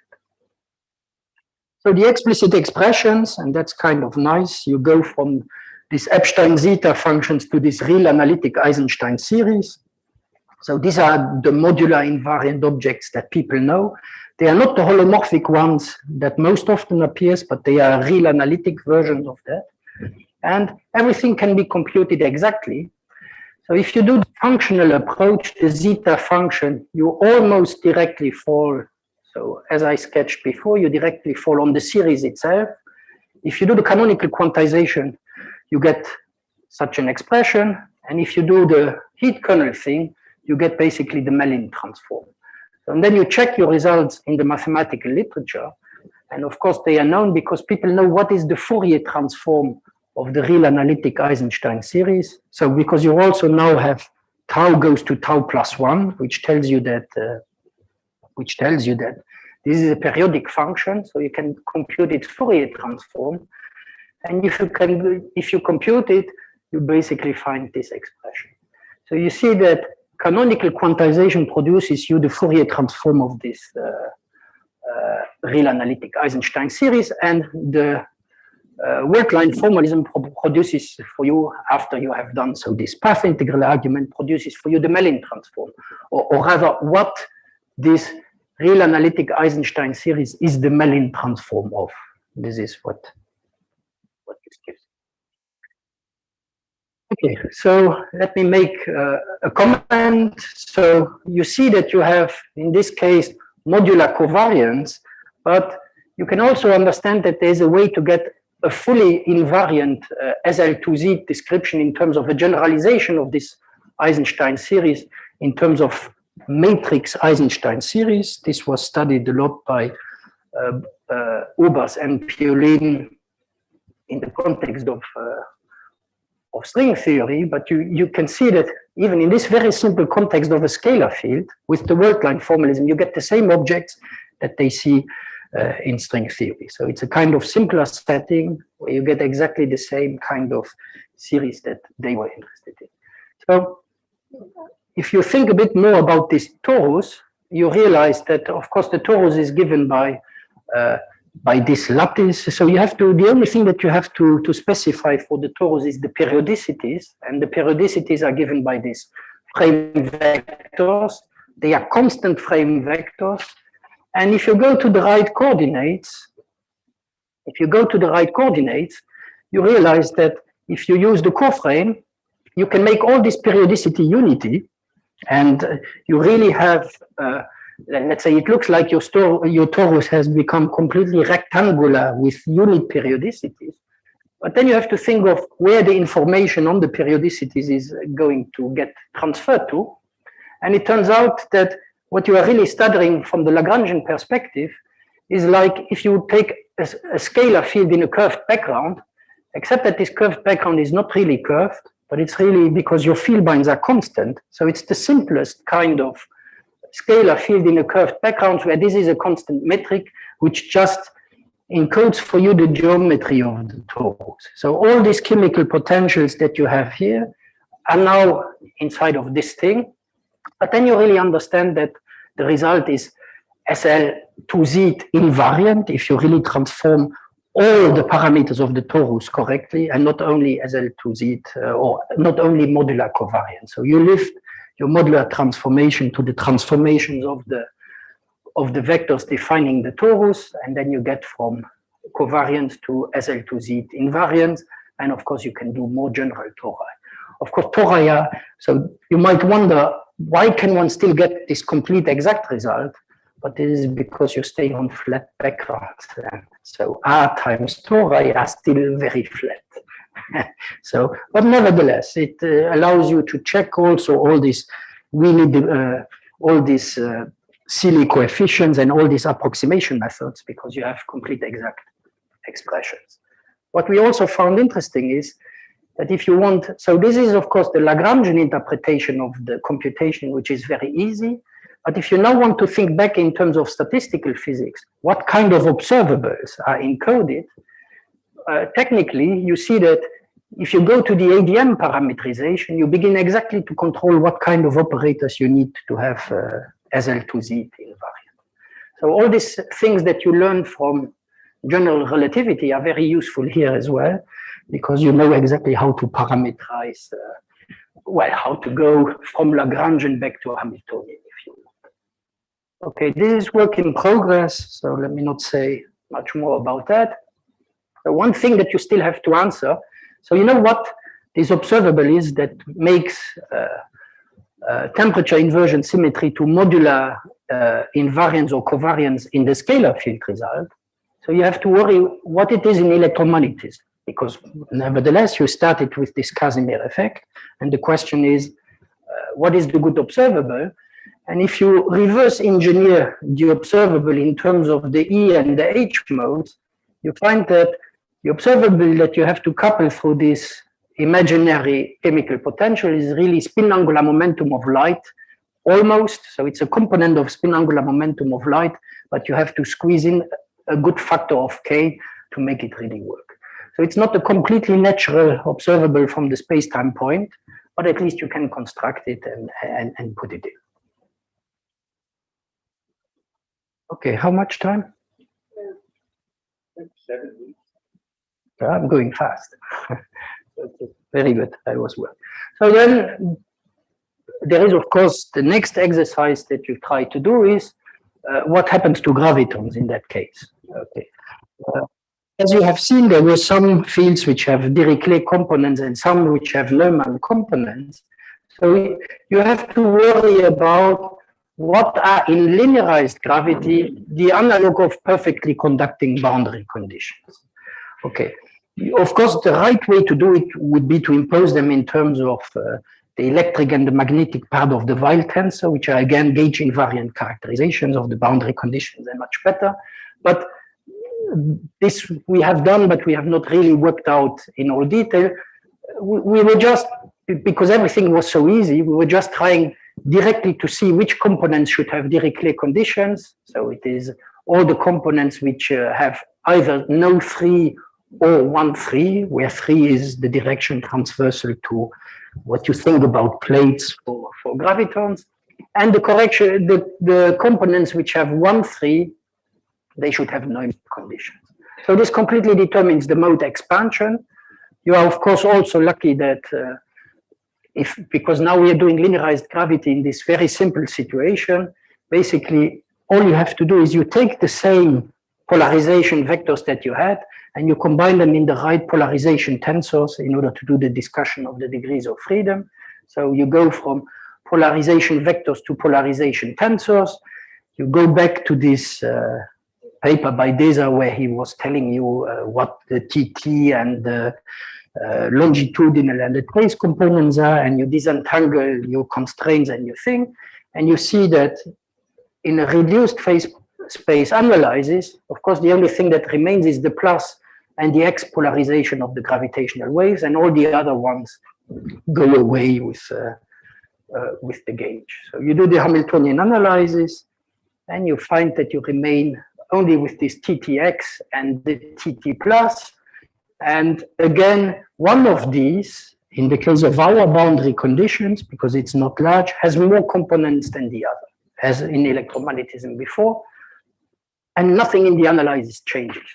So linearized gravity with exactly these boundary conditions is the same than a scalar field or than electromagnetism, if you choose the right boundary conditions. So you see that if you really want to access what is particular in gravity, you have to do interactions. At some stage, you need Newton's constant, or you have to do the classical part. Okay. But at least in that, there is no difference between the two. The difference lies in the boundary conditions, and of course, a valid question is, are these physical boundary conditions for gravitons? Because here it was just a mathematical exercise. And what is interesting is that there has been a huge controversy in the literature whether you could put the gravitons in a box. So there has been papers by Smolin on the one hand, but then also by Garfinkel and Walt, and with titles, you can put gravitons in a box, you cannot put gravitons in a box. And of course, boxes can be very idealized boxes. And of course, somehow the box one would really like to think about is really like the capacitor done by a black hole, where maybe one wall is the horizon in which you know what boundary conditions your electromagnetic field has, and the other one is infinity. Unfortunately, this looks like a very large box, but maybe the temperature is low enough so that some of this is relevant. Okay, let me maybe skip this part about the Gibbons-Hawking contribution. Well, maybe the only thing I should say about that, if you are interested about a classical computation, which would be the analog of the Gibbons-Hawking in the case of the capacitor, you would have to think about charged plates. And if you think about charged plates, of course, the question is, do you have the analog of the Gibbons-Hawking term? And you have, it's known since a long time, there was this paper by Hawking and Ross on electric and magnetic charged black holes, where this boundary term began to play a role. The observable, of course, is this electric charge observable. And then the analog of the black hole is your constant electric field if you have constantly charged plates. So it's a poor analog to a black hole, but nevertheless. And then you can do the computation either at fixed charge or at fixed potential. If you work at fixed potential, this term is going to be crucial. And when you then run through the Gibbons-Hawking argument, meaning that you compute this improved action at the classical saddle, you find a result, and you have first to convince yourself that this result is really the classical thermodynamics of a capacitor. So I found it a very nice exercise because this, okay, you look it up in any textbook on thermodynamics, and it turns out that so this Gibbons-Hawking argument really in that case gives you exactly the classical thermodynamics of a capacitor.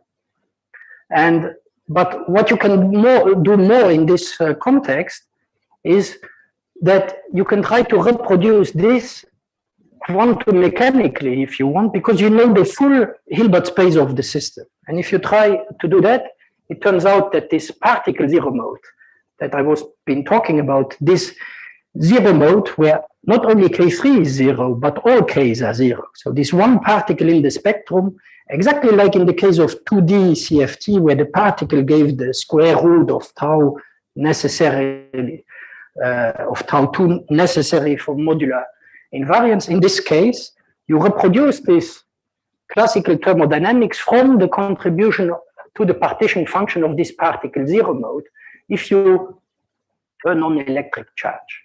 So it turns out that for a particle, of course, formally the contribution is infinite, but then if you in P, so it reproduces exactly the Gibbons-Hawking result, and there's also no quantum corrections in this Wigner-Kirkwood type of expansion because there is no potential. So if you, the classical, the contribution that you get is the exact contribution. What I really like still to understand better is this more general soft sectors, and then of course the generalization to gravity. Okay, let me conclude. So at low temperature for a small box, the physical degrees of freedom in gauge and gravitational theories depend very much on the boundary conditions. Zero modes and lower dimensional sectors are very important, as they are in topological field theories. In linearized gravity, gravitons that propagate parallel to the boundary give the leading contribution to the entropy at low temperature, and it scales like the area. Maybe let me stop. Thank you very much. Very interesting. So I invite questions from the audience here first. George. Yeah, maybe my question is not very correct, but what I want to ask is the following. I mean, you consider influence of this Casimir plates on the vacuum of scale theory, scalar theory, electromagnetic and gravity. So yes. My question is the following. Is it possible to extract from your calculation the quantum energy momentum tensor? And to answer to the question, is there a cosmological term there or not? You know, the one I also discussed in my calculation, this lambda to the 4th term, is there or not? Thank you. Okay, all I can say that in this computation, I don't get the local energy momentum tensor in the way it has been doing here. I only get the integrated observable, of course, because I'm not probing, I'm not really coupling it to G nu of X. I'm only coupling it to a constant background metric, if you want. But the integrated quantities I can get and you can compute, you have all these subleading corrections. That's what I can say. I'm not sure if I have looked for what you are specifically asking, but technically I can tell you, okay, the integrated energy, I can compute. I mean, if you have the partition function, you can compute it to all others. The P, so you can compute that, but maybe you should show me, well, or maybe I have looked at some stage at your paper, but what is the exact term you are looking for? So I have not coupled, and that's why maybe this other slide here was useful. So you see, this is the kind of thing that you actually compute in the case of electromagnetism, but you see that my coupling is to a G alpha beta, so I think that I have the energy momentum tensor, but this object is constant. It just has to do with the periodicities that I have, so I will only have integrated quantities here. To get the local ones, you have to do more work. It has been, I suppose that in this context where everything is known, it can be done, but I think you have to work harder than what I have done here. Is there any online question?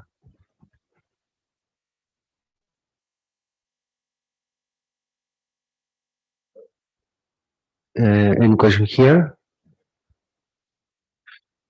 Okay, what follows is the coffee break, but first we have to thank Glenn again for this very nice talk.